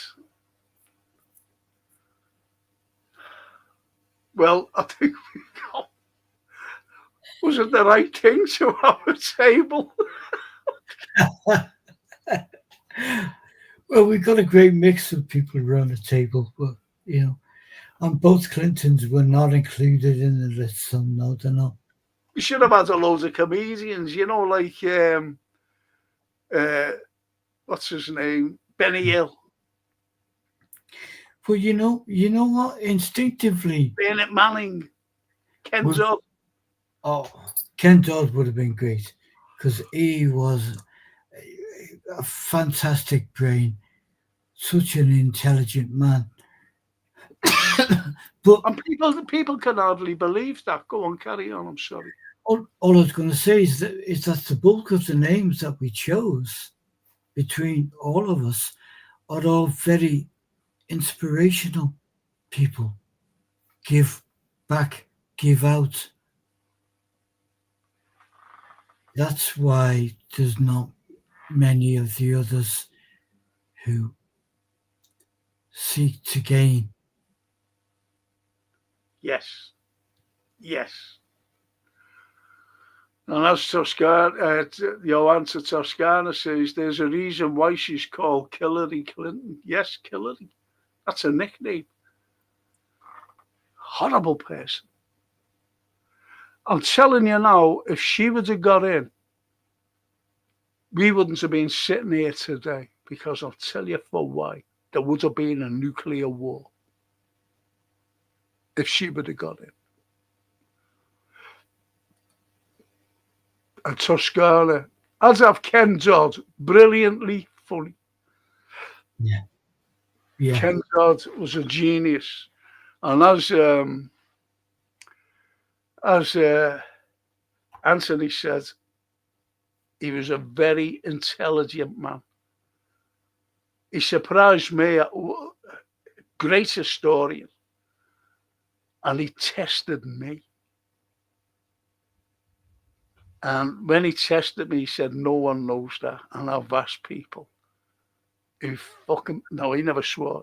He never ever swore. He said, who pretends or think that they're historians. And he put his hands on my shoulder and he said, but you are. When you know how he tested me, Anthony? Yeah. Vaguely, you tell us, Frank. Yeah, he said to me, he said, how did, he said, do you know anything about Kirby? And I went, depends. He said, Simmons, what, do you know anything about that? And I told him. I said, you know, King John has a runner. And he was travelling around the country and he gets to here. And he said, and he was up by Kirby somewhere. Out of the Never Reaches, he said. And anyway, and he people were gathered around. Says, anyone who beats him will get a reward. My runner. So this young fellow went, all right, well, they all picked him because they knew that he was fast. Yeah, he'll have a go. We went, okay. So he ran. And he beat the great undefeated runner of King John. And King John were like that. For your reward. And he said, look over there. And there was a wood. He said, that is yours. And his name, who beat the runner, was Simon. Hence, Simmons Wood. And he just looked at me and he went, no one knows that. And I've asked lots and lots of people. And he put his hands on my shoulder and went, That's you a are nice, the best. That's a nice for King of Comedy. Yes. Ken. Such a shame when he went. Oh. And the faster says, when will Democrats learn next candidate has to be white and male? Well, I think they've looked at the likes of, they've looked at Obama, and he was a disaster for the black voter. He was a terrible disaster because it goes back to 2005 or 2004 and the Hurricane Katrina that destroyed New Orleans, and it destroyed all the homes, especially of the black people, and they're still waiting to be compensated. Not compensated, but houses built. And when he came in, they're all, yeah, you know, he's black, he's going to. Never fucking helped any of them. Shocking. I didn't like Obama for what he did to the Gaddafi, him and Cameron.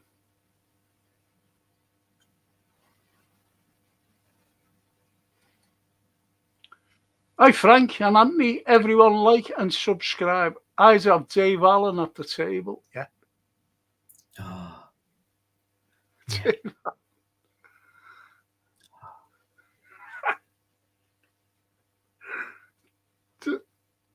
Dave Allen, what a fella.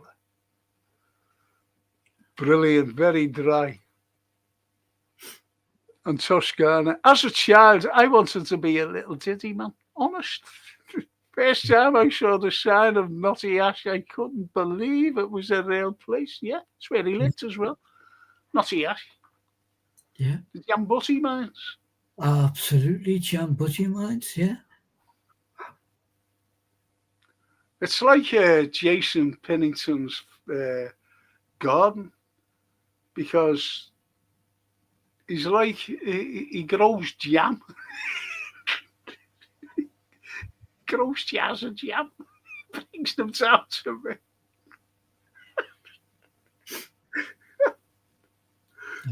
And he's got a rabbit there that's like a cat. Wants to be stroked. And a pears. Oh, fucking hell, honestly, God. And Johan says, the Dems in America need to grow up here and talk about real life issues plaguing their society instead of hiding behind labels and outrage. That's all we've got is labels. Us here in America, you know, they talk about rogue states. America is one. I've always said. I shouldn't say it like, but they are. There's no getting away from it. None whatsoever.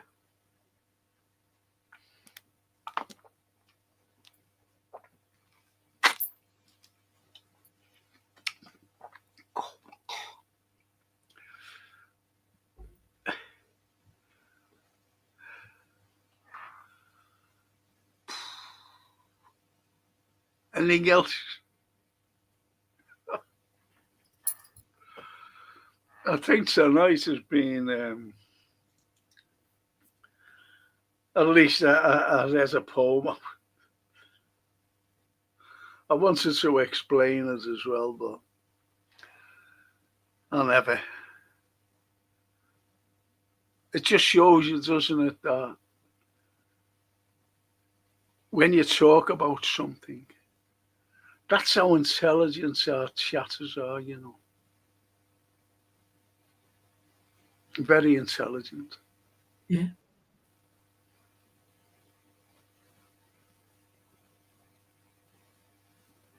Who would you like to put on the table?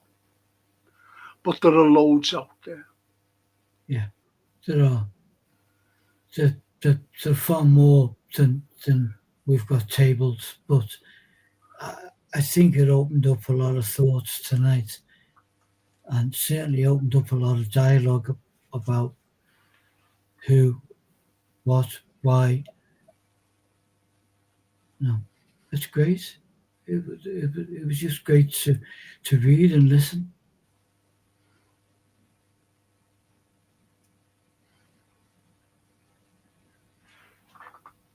Now, there's an interesting thing by Foster. Went to see John's grave in Allerton Cemetery. Siller is buried not far from him.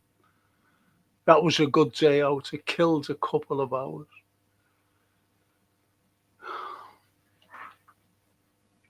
And we were talking about cemeteries before, weren't we? Yeah. I don't like cemeteries. I've got to admit.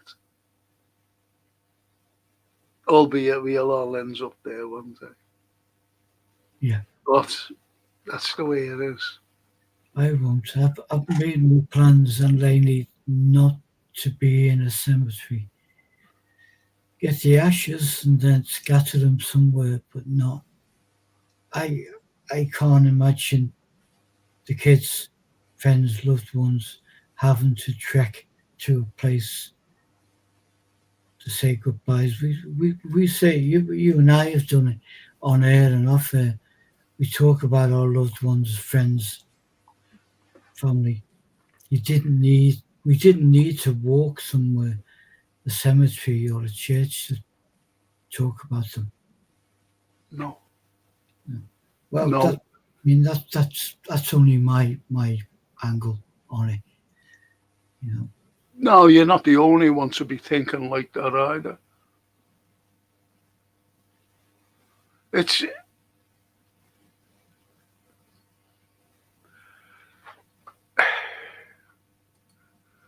Freddie Starr's grave is just behind Silla's, only under another name, sadly.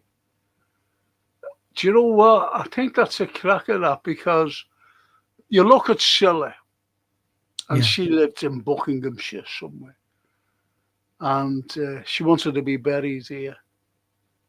yeah, And you look at the likes of Freddie Starr.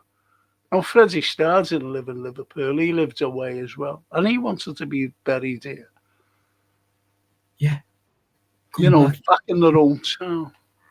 Yeah, yeah. I Like, can understand that kind of spiritualism about it. You connect when you go to Italy and you feel this is yeah, truly home. yeah, Yeah, yeah. See, if we were to be in having some sort of military people as well, I was about two fantastic emperors, Marcus Aurelius and Vespasian, yeah, two of the best emperors ever. And, so you get these sorts of things. yeah, And when you think about people who you'd love to have spoken to, but more so in literature. yeah. Just imagine me and you talking to William Blake. Oh, yeah. Absolutely. Yeah, But you've got to bring, if you're talking to him, William Blake, and about child labour, and Dickens, the same child labour. yeah, Just imagine talking to them both. Just talking to them. Why did it? It's like what I said at the beginning. yeah, Why did you, to Dickens, go from your class background to elevate the working classes? You even went to a debtor's prison. yeah, yeah. See, that might be a private argument that they would have, and it's kind of there's also the thought that goes round that this was so many years ago that we brought this to your attention, and you've done nothing. You've done all for the children, for the poor. Exactly. Exactly. My ashes are going to be scattered in Liverpool and Lucca, says Toscan. There you go. And you know what I said the other week? There's a place I'd love to go to, and that's Lucca in Italy. Wow. Strange that, isn't it? Whereabouts is it? I think. It's hard to describe if you don't know Italy, No. but it's more central. It's beautiful. It's beautiful. I'll tell you another place in Italy which is absolutely stunning, besides the Amalfi Coast, where I've been up and down a million times, is the Ligurian Riviera. It's incredible. There's a place there called Alessio. Mamma mia.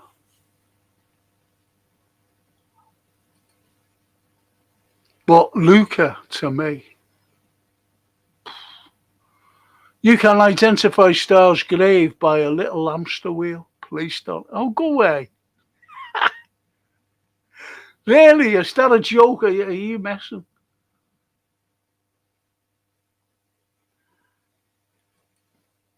Oh, that's great.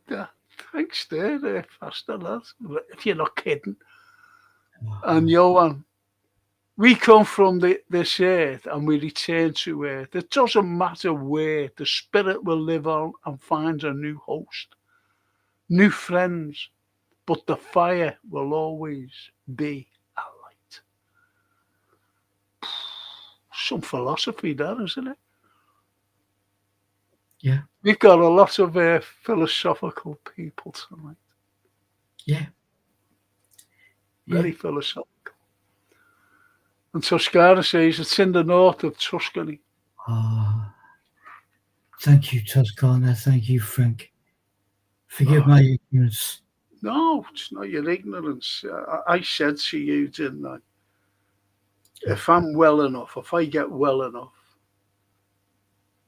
me, you, and Laney will be going to Florence. Yeah. You've got to go to Anthony. Honestly, mate, before we all pass on, you've got to go to Florence. You've got to see Da Vinci's home. You've got to see Angelo's home. And honest to God, it surprised me when I was on this walk with this wonderful guide. Yeah. And she stopped us and she said, "Yeah, I'll turn it out. Look at me, And she said, and right above her was a home, just jutting out. And she said, who lived there was Leonardo da Vinci. And we all went, oh. And I was like, wow, just looking. Yeah, just looking. And then she went, just turned a little and went, and she said, look at me. So we looked at it. And she said, and you see this home here? That was Michelangelo. They lived, say their homes are like that. They lived like just, and not far, not a big distance in it, very close to one another. I just went, whoa. Then Santa Croce Church, where the likes of Dante, Da Vinci, Angelo, Machiavelli, they're all buried there. So you've got it all there. Oh, I was in my element. And as I said, when I always went to Rome, people must have said, look at that loony over there. Because I used to go over to the wall and touch it. But they didn't realise why I was touching it. They must have just said it was a lunatic, him. Some loony, rubbing the walls. Yeah, well, we would have been the same. You can imagine how heartbreaking it was for us to have to decline an offer to go over there and work a show in the Florence Biennial Art. Jesus. You've got to go. And if you don't go, I'll have to say it, more fool you.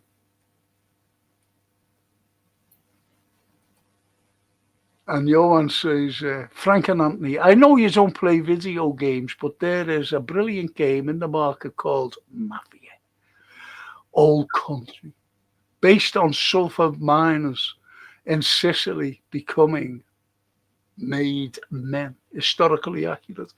Because that's what you see in films and whatever. Yeah. About a maiden man in the mafia. The Yeah. mafiosi. Yeah. When I was in Naples, I was talking to this pharmacist because we got stuck there because our plane left. There was a strike or something, and I wasn't leaving until another flight. We missed a flight, and there wasn't one until 4 days later. So we had to get a place in Napoli, and the pharmacy said. Looked at me. I was all right because I was well and truly tanned, and he was looking at me partner at the time, and he went, "You'll be okay." He said, walking down the street. He said, "But you," he said, "you won't." He said, "Because you're too like light and whatever." Anyway, and he said, "Whatever you do, don't go near this place and don't go near that place." So he said, "Yeah, okay." And it was great. And we were talking in a cafe. We used to just go over. We were right on overlooking the Bay of Naples in this hotel. It was great. And we used to go over to this cafe for something to eat. Anyway, we were talking to this fella. And I didn't know at the time. And this lady got to know us who served us. She owned a cafe. It was only a small cafe, but lovely, great food. And a couple of days later, and we were going the next day, and we were having our lunch, pranzo. We were having our lunch. And she said, "Do you know the gentleman you were talking to the other night? You were sitting next to the table. He was on his own." I said, "Yeah." He said, he belonged, he was what did she call him? Something, anyway, of the Camorra. I went, "Oh, really?" And who were they? And she told me they were an offshoot of the mafia.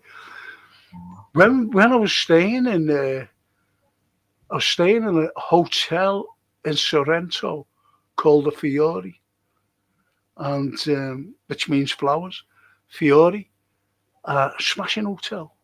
And every evening, I go away for a couple of weeks. I never ever went away for a week. Waste of time.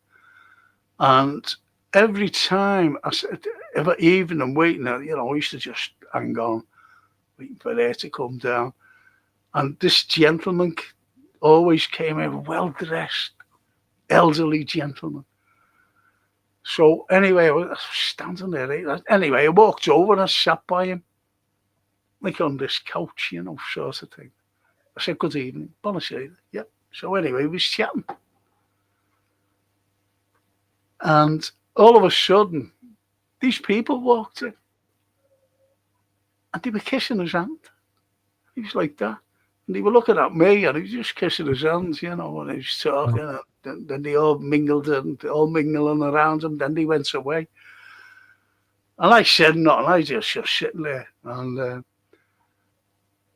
he said, "Are you on your way out?" I said, "Yeah." And then she came down and said, "Oh, yeah, I'm going." Shook his hand, got off. And the next night, he called me over. He was sitting there waiting for her again. So goes over and I'm sitting there. He owned the hotel, right? The waiter told me that, cracking fella, the waiter. He said, "Do you know that gentleman you were talking to?" I said, "Yeah." He said, he owns the hotel. He said, and he owns a few more too. I went, "Go away." He said, "Yeah." He said, "And he belongs to the mafia." I went, "Oh, that's why they were all coming in, kissing his hands." Weird. Oh, but, my. It gives you that. Oh, that's a wonderful. Go on. A wonderful tale to connect someone like Mario Puzo. See, this is how Mario in Sicily were twinned. Because there's one gentleman called Frank Carlyle. Oh, What a story that mate.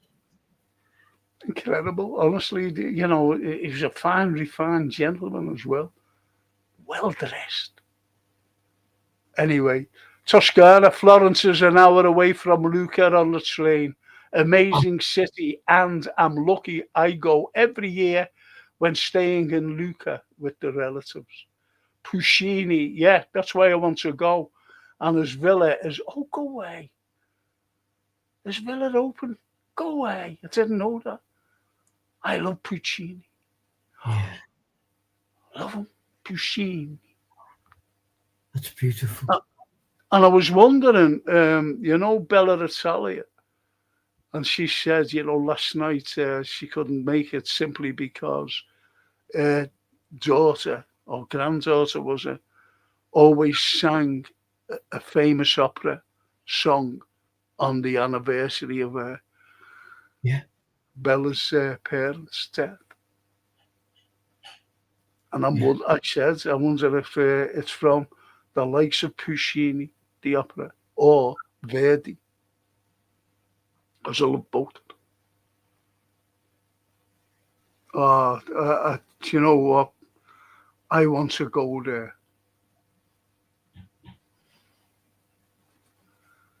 And Johan, even the initiation process has been praised by ex-mafiosi. Oh, go away. Even the initiation. Yeah, because it's blood, isn't it? You spill your blood for them. It's surprising, really. See, Cosa Nostra means our thing. Cosa Nostra, our thing. That's the mafia.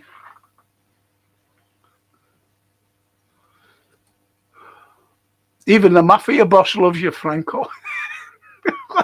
oh, yeah,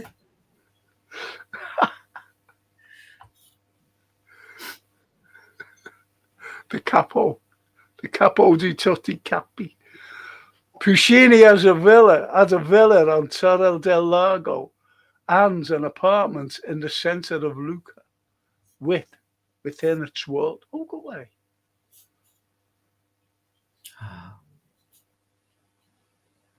I think that's why a lot of, you know, you get tourists going to Lucca just because of Puccini. And it's the beauty, and it's beautiful. Oh, it's beautiful. Lucca.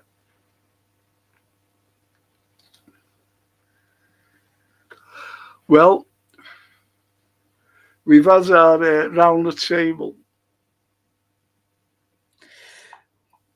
okay, I've got to wash the dishes. Do you know what I had last night? Because you know I have nothing to eat, right? You know, to do a thing. And I had noodles.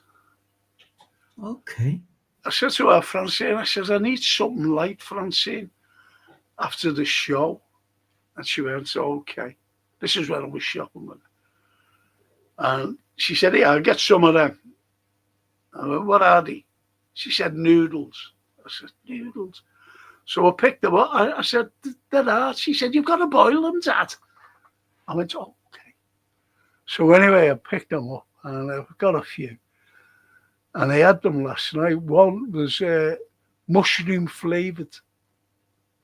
Oh, I said, half enjoy it. yeah. I love stuff like that. It's just easy. It's eating, but it's not. It's not massive food. Yeah. But you know, no, see, look, my little granddaughter, Francine, was picking this thing up.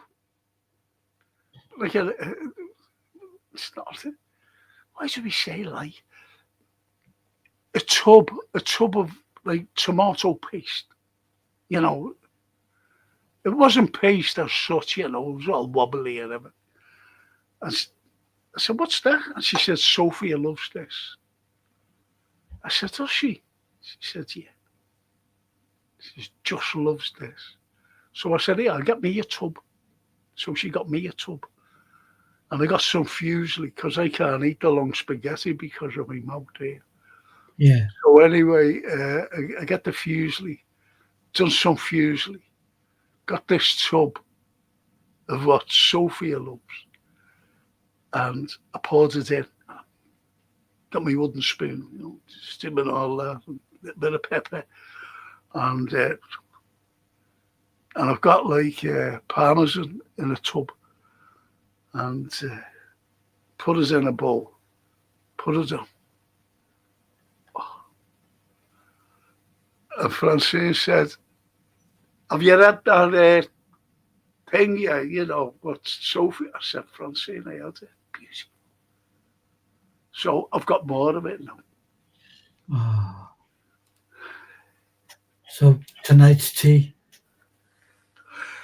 I might have noodles, but tomorrow I'll have it. Beautiful. Because I had it that night and I left some, for the next day, Yeah. And I've got a great pan. It's deep, non-stick, like a big frying pan it is. And so I left it in there, put it in the fridge when it went cold. Next day, I just left it in the pan and I fried it.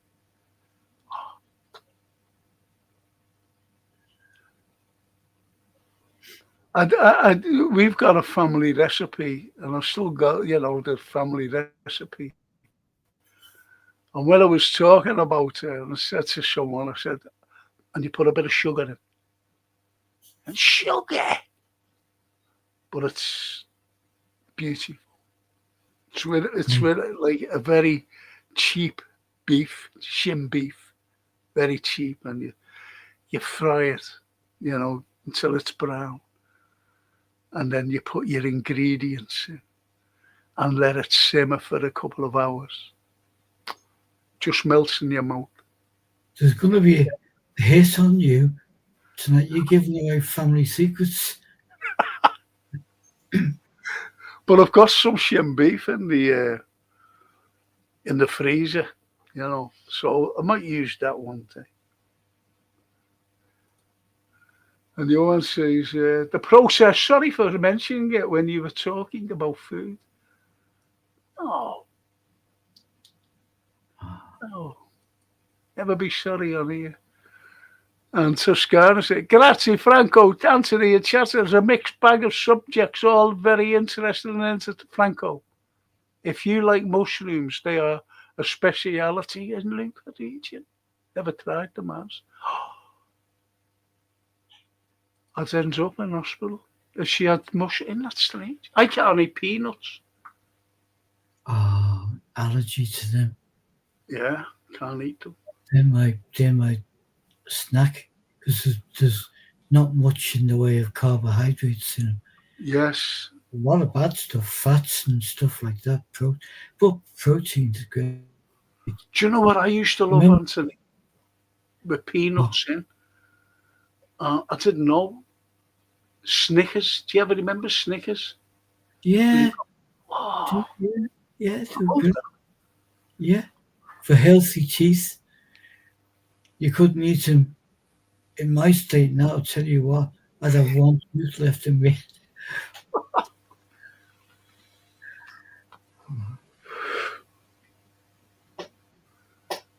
Yeah, it was gone. Isn't that it's sad that I love mushrooms. Yeah, me too. And do you know what? Do you know what I do brilliantly? I saute some food. Mushrooms. Oh, my mushrooms are unbelievable. And also onion. Onion, yeah. I saute onion. That is a smell that will just fill your home. Our tongue comes in from wherever he's been. And if there's some onion in the pan or mushroom in the pan, he immediately says, "Oh, what are we having?" Just some mushroom to put on a butcher or whatever. And No, that's right. I've had it. I sauteed some mushies once, and I threw them on a round of bread. yeah, They were lovely.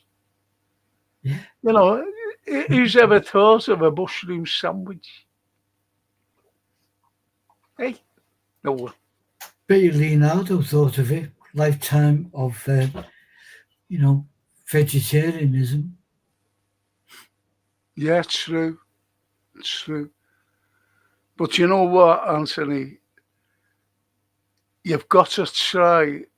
When I'm out next and we're meeting up, I'll get you a tub of this. There's no meat in it. There's nothing. And this tub of whatever it is, I don't even know the name of it. I'll get you it. I'll tell you what, you'll phone me up eventually and go, that was great, that. No. It's honestly,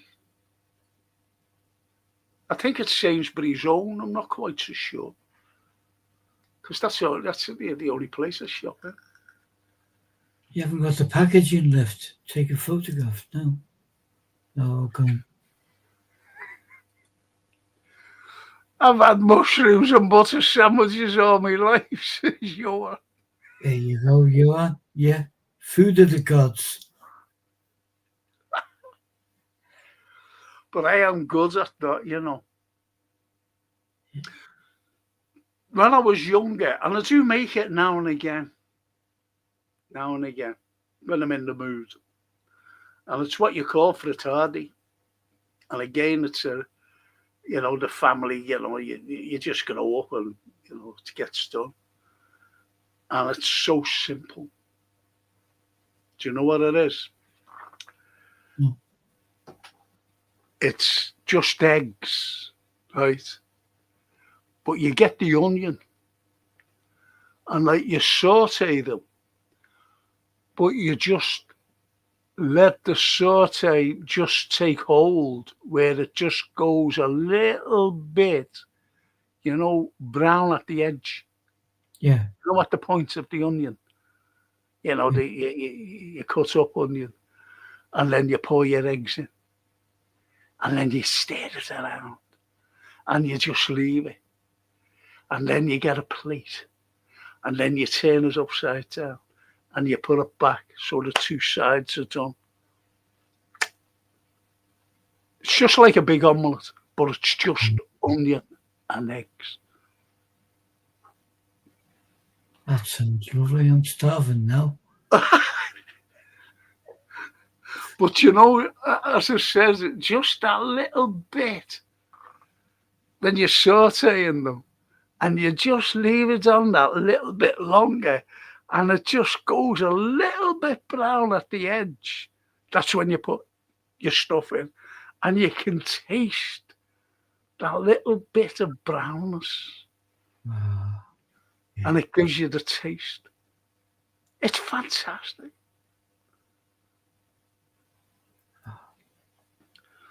I want to be a chef.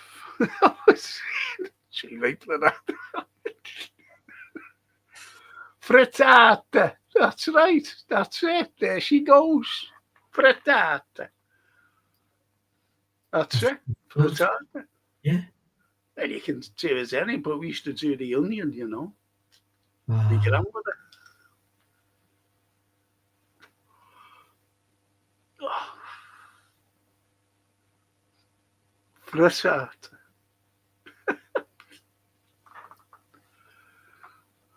Beautiful. Isn't it? Yeah. Simple things in life give us much pleasure. I'll do you the frittati when you come over. Frittata. Bring the wine. The vino. I love Rioja, Spanish wine. Yeah. The body, just red though, it has to be red. Yeah. Yeah. Well, what's been your highlights tonight? Be honest. The involvement, the the the the cross talking, the conversation, which is we knew it would hopefully attract a little bit of interest, but I think it's been phenomenal the way people have Responded. yeah, Responded. and that's what's made tonight for us. What have I said to you? What have you said to me too about the chatters when we've had private conversations? Hey, Oh, it's just a wonderful two-way street, just all the time, and constantly. yeah, it's from the heart. Whatever the subject may be, and we touched on a few subjects tonight, from political to creative to literary, but it's all from the heart. The lovely Johan says, thank you, Frank, Anthony, and Legends for making this triple entendre a wonderful experience. Thanks for making me hungry again, Frank, with your recipes and all. I know, me too, Johan. Tell you what, Take care, Legends. See you tomorrow. that's brilliant. Thank you, Johan. And Johan to Toscana. Have a good night, Tosk. See you tomorrow. And she replies by saying, all being well. Yes, you'll be okay. You'll be okay. Now, tomorrow, ladies and gents, I'll be talking about the hard hitting stuff, unfortunately. You can join me if you want, or you mightn't join me. But what I will be talking about, I mentioned him before about that Trump fella and the Nobel Peace Prize.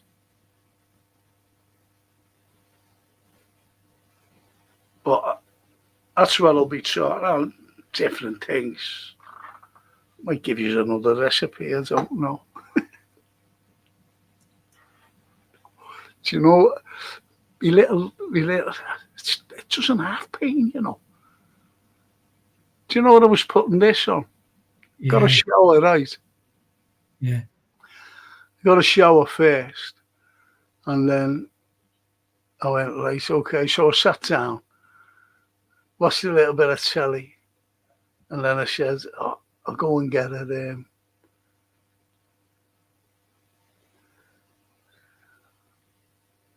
Anyway, just see the comment. And anyway, I had a shave. But you know what, Anthony? Every single night, you see me taking these off and scratching my eyes. yeah. And they're my eyelids. And it's shocking, It's shocking. It's so irritating. RTW, thank you, gents. Thank you, Chief, for joining us. Thank you. Yeah, absolutely. Thank you. You see me doing this as well, because it's itchy here. It's horrible. And a flea. A flea.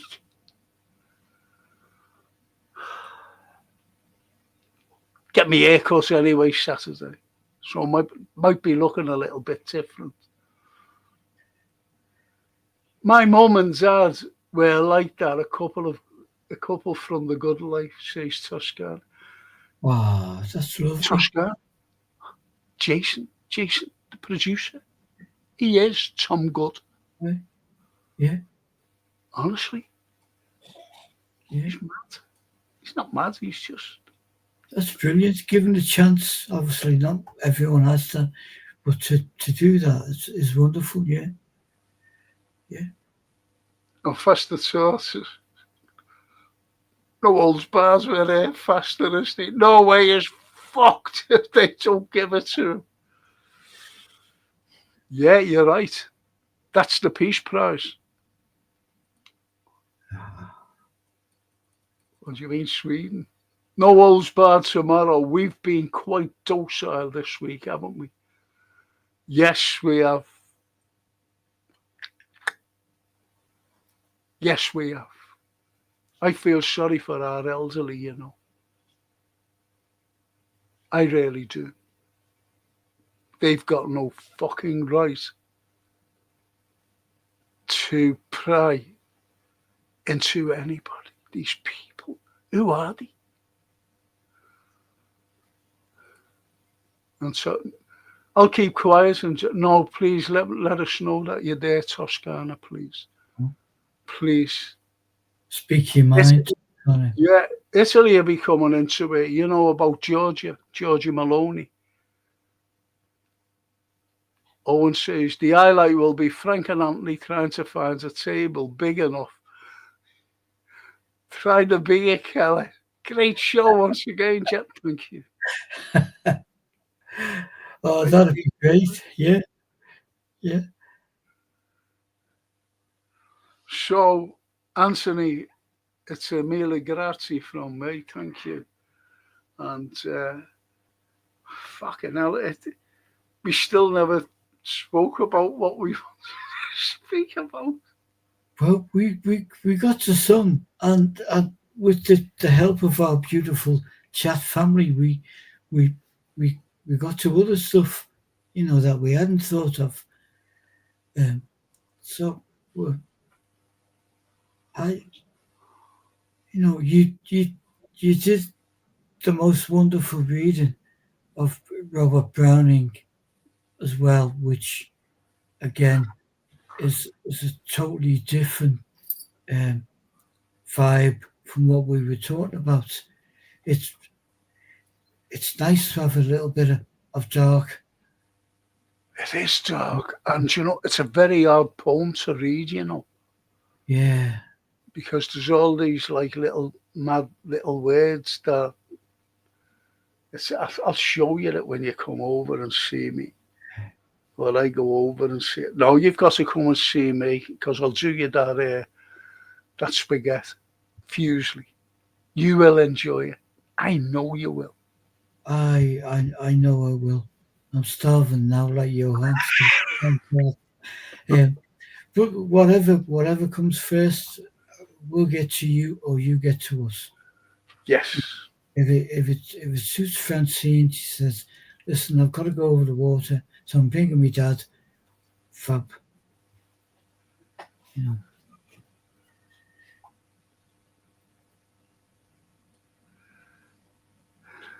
And Toscana says, that's brilliant, Jason, you know, because he is like the good, like Tom Good. Yeah. Good for you. We used to grow our own veg and had chucks and rabbits. I still make my own sausage. Oh, go away. Wow. Rabbit sausage. Oh, Jason will be in bits. He will. I think the rabbit's going in the pot next week, you know. Don't tell him. That's that Robert Browning on you there. You'll go no dark on us now. No, but you want to see that honest? I sat down, you know, in a cracking chair he's got. Just like your chair, you know, very comfortable, you know, in the garden. Yeah. And here's me looking at your squirrels, right? Going everywhere. And those mad pigeons. But this rabbit sitting in Jason's, and it just come bink up and over to me. Put its head on, you know, the side of my leg and was like that. What me? I said, what? Look at the rabbit, and he wants you to stroke it. Like a fucking cat. The way cats come up to your pair. Oh, cat is a rabbit. Anthony. Yeah. It could have been a cat with big ears and little mad legs to hop about. Oh, jeez. Crazy, Mr. Faulty. Crazy. And Johan says, smash the likes on the way out, legends, and shout out to Mr. Gamble and his brilliant company that helps our wonderful show. Isn't that lovely? That's class. Yeah. That is class. That Johan.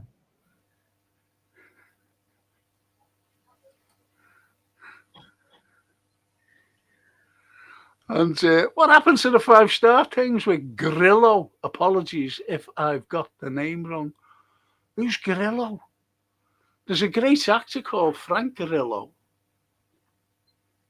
American actor, obviously Italian-American. 5-star thing with Grillo. I could be maybe way off the thing there with Mr. Grillo. Or Grillo, 5-star thing with Grillo. No, Bugs Bunny can't be a stew fodder.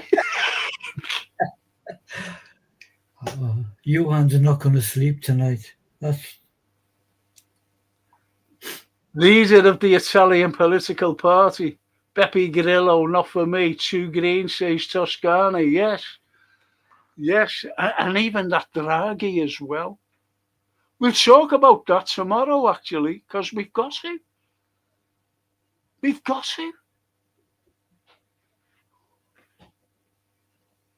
it, and everything goes right back, you know. Yeah, I always remember the Brigati Rosso. There were some things in Italy at the time.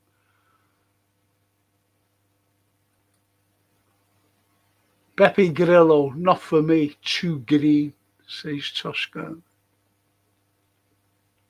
These are all the Italian. We'll talk about everything.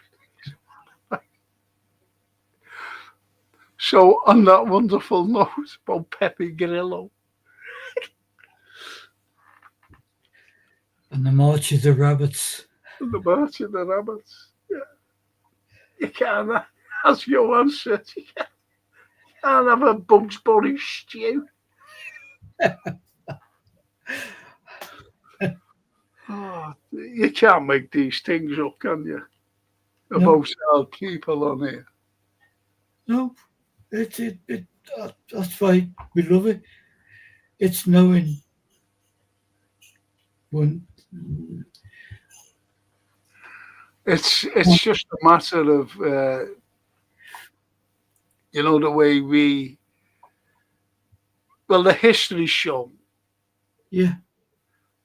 I've got to do. I'm not saying anything controversial, but one day I'll have to do Jack the Ripper. Yeah. I've got to do it. Yeah. Because people, it's just like Edgar Allan Poe last night. Yeah. And the big Liverpool connection with Poe, with that wonderful James Carlyle. Yeah. It's incredible, and what happened. And as you said about Poe dying penniless, and he wasn't making money from his great works, and the great illustrations by James Carlyle, no money for him. No. Yet they're still there in glass cabinets in Virginia, in the Edgar Allan Poe Museum in Virginia, where you can see that wonderful work. How crazy is that?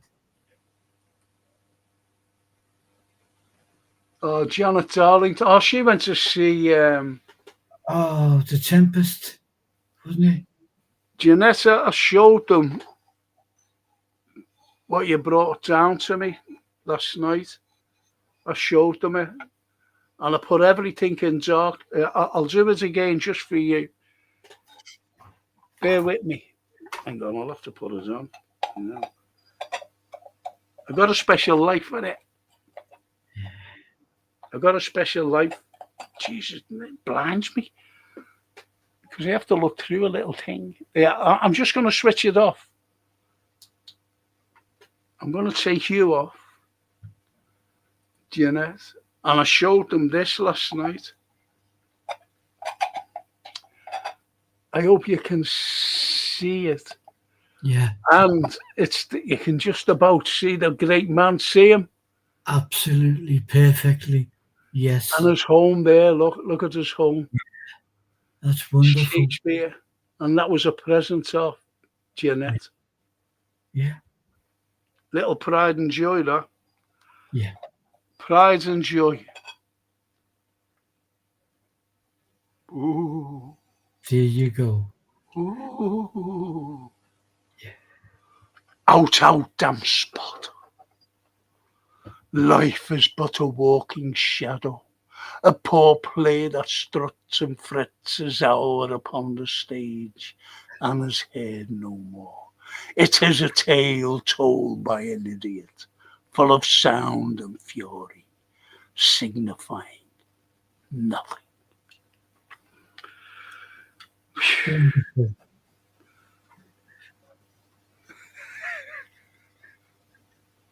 It's mad, isn't it? Oh, But a mad band of mad people. No, we're a mad band of great people, great philosophers, great everything. And that thing's blinded me. It's not half price. humanitarian madness. And Johan says, give us a few materials to read before you do Jackie Boy, please. Who's Jackie Boy? Who's Jackie Boy, Anthony? Jack the Ripper. Oh, yeah. We're going to do a special with me. Yeah, thank you. The thing is, you see, Johan, I've got my own take on it. And one of our great writers, lovely man, and even Anthony knows he's a lovely man, is Tom Slemon. And he said to me, I didn't even know he was at my lecture. Sneaked in, he said, listen, can I use that? I said, no. I said, he writes for the paper, you see, and he writes books and everything. I said, write it in your book if you want. I said, but you put it in the paper. And you know what? He kept us to his word. He wouldn't use it. He went, that was great. He said, I never even thought of that. So we'll do, if you ever want me to, let me know now if you want me to do it Monday. Yeah. Definitely. All of it. And has been mentioned over our wonderful week, past few times. Where is he now? Where is he buried?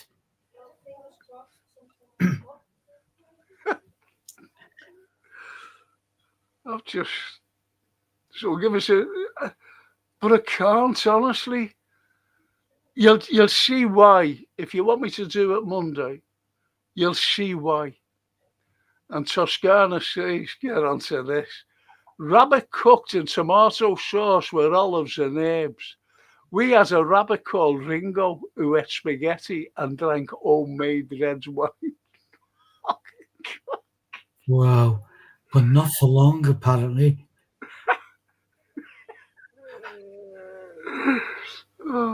And Johan says to Jeanette, how was the play? Thank you for gifting the Shakespeare lamp to Franco. No,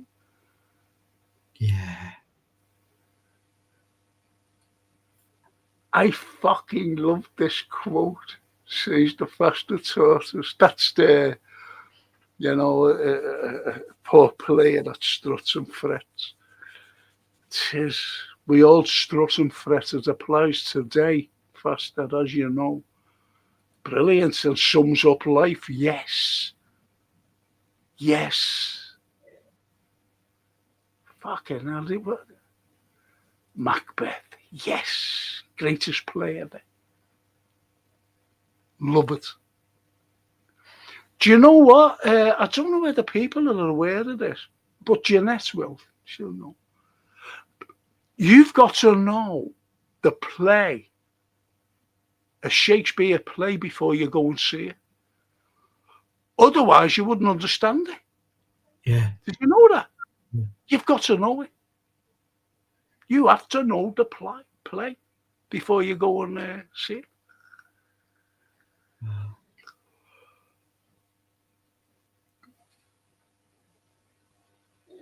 It's no joke. Johan, yes.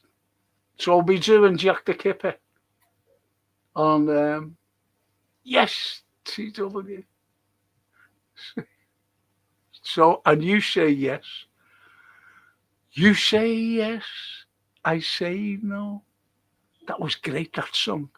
Reminds me of Christmas and my little mates. Yeah. You say goodbye. I say hello. Hello, hello. I don't know why you say goodbye. I say hello. Yeah. That's a cool song, yeah. Toscana. Ringo was a pet, the pet fucking rabbit, but was always pissed. Well, thanks, so we're all getting wine you were giving. Oh, I love him. God bless.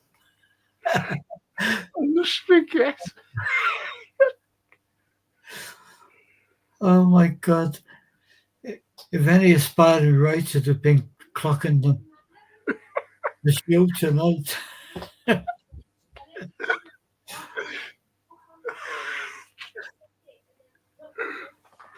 You can't make these things up, can you?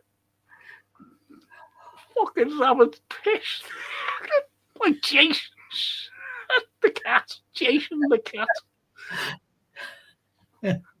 Johan says, marketing, Frank. Smart man. Buy this reading material to supplement the ticket.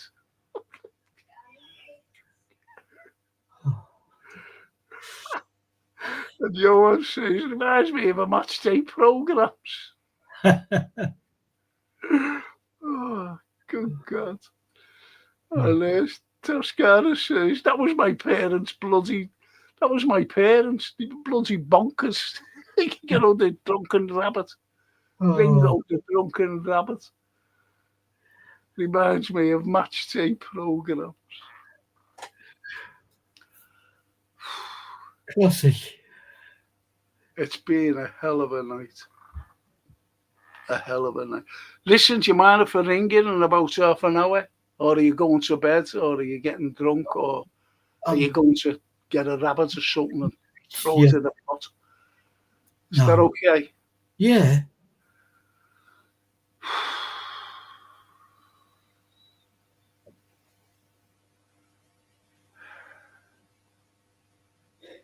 Don't forget, Johan, as well, send that email, please. Please send it. And I'll send you over those Halloween poems. I'll try on Saturday. I'm getting my hair cut. And when the barber goes, I'll look at myself and I'll fucking hell. And then I'll try and finish that poem off into oblivion.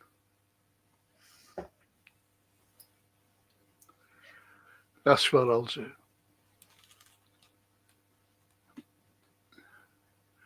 I might go a different way with that poem, so I haven't finished it. Yeah. You have to, because you're not in that place. I'll just remind people, if you don't mind, people, of what I mean. And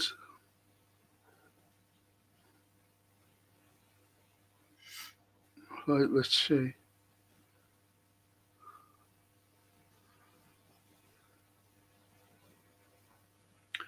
Let's see, where is it? Yeah, that's it. I'll just remind you, I'll try and finish this off, but on a lighter note.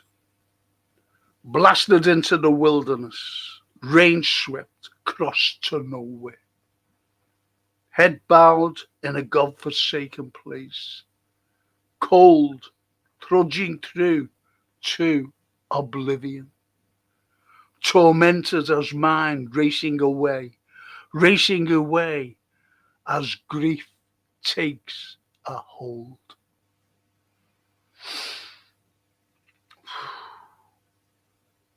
So I'll try and finish that. Look, that's all I've written. Hang on. That's all I've written, see? Do you know, in a that's kind of finished as is. I think you read it out, then you obviously you've got to look at. I wouldn't force yourself to No, I finish. won't force myself. I'll No, because it leaves the listener. well, that's why I've never finished it off, because I haven't been in the right frame of mind. Not only that, but when I have done it and I was writing it at the same time, I said, I can't leave it like this. Why? There's Because a reason when I finish it off, you'll go, right. Honestly, you will. yeah, no, that's great. But all I'm saying is that's from you, heart and soul, honest, out there. Other poets, songwriters, musicians, and stuff have done it. And then someone said, "Oh, well, come along and put a, you know, just a happy thing in it." It's not. It is what it is. It's not meant to be anything other than what you wrote. And Johan, I will, Franco, thank you. That's the the email to this. Yeah. So at least I'll have his email. And I'd love to do one on this as well, if I might.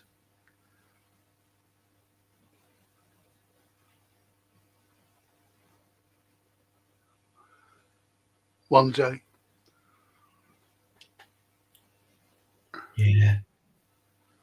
But the question is there, why they sank her? Yeah. Why they sank her? Yeah. It's powerful. Yeah. Yeah. That's got to be another Monday night show, that, Frank. Definitely. 2 halves. And Yes. Nathan would find something appropriate to put in the middle. Yes. And Johan, hope grief has unclasped their hands around you. As Toscana said, look at it from afar. Isn't that great? Hope grief has unclasped their hands around you. Oh, that's brilliant, that, because if there is grief, and they've got, it's like Ode to Melancholy. Yeah. It's like Ode to Melancholy by Keats, and that's got a grip around you, and you've got to unclasp that grief. Yeah. There's nothing worse than grief, as you know, and I know. You know, when you lose someone. Yeah. And we've all done that in the past. And on that sombre note, Mr. Wonderful, Mr. Wise Words, words of wisdom. I like that. I'm going to leave it on this. Hope grief has unclasped their hands around you. I think that's brilliant.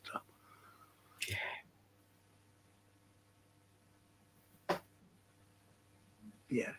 And on that wonderful note, I've got to thank Gap Painting Services, who sponsored the Frank Carlyle show.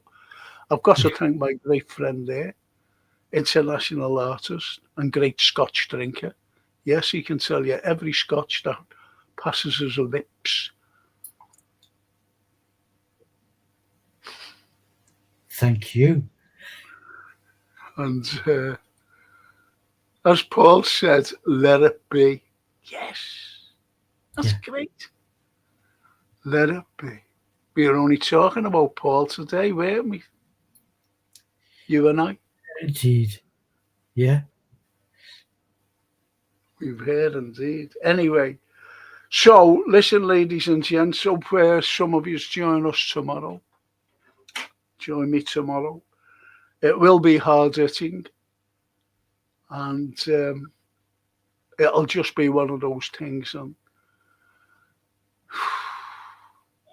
let's hope everything will be okay for tomorrow. And who's we thank Jason, we thank Gap Painting Services, but who are the most important people, Anthony? Absolutely, our beautiful chat family, all of them. I mean, tonight has just proved that point so well, in that everyone's opinion is valid and we respond to everything that comes in. Absolutely. Good words, true words, with dignity to our wonderful people, because without them, as you know, Anthony, there'd be no show. There you go. It's as simple as that. And So, we'd be in the middle of Stanley Park or wherever, on a bench with a bag of chips between us.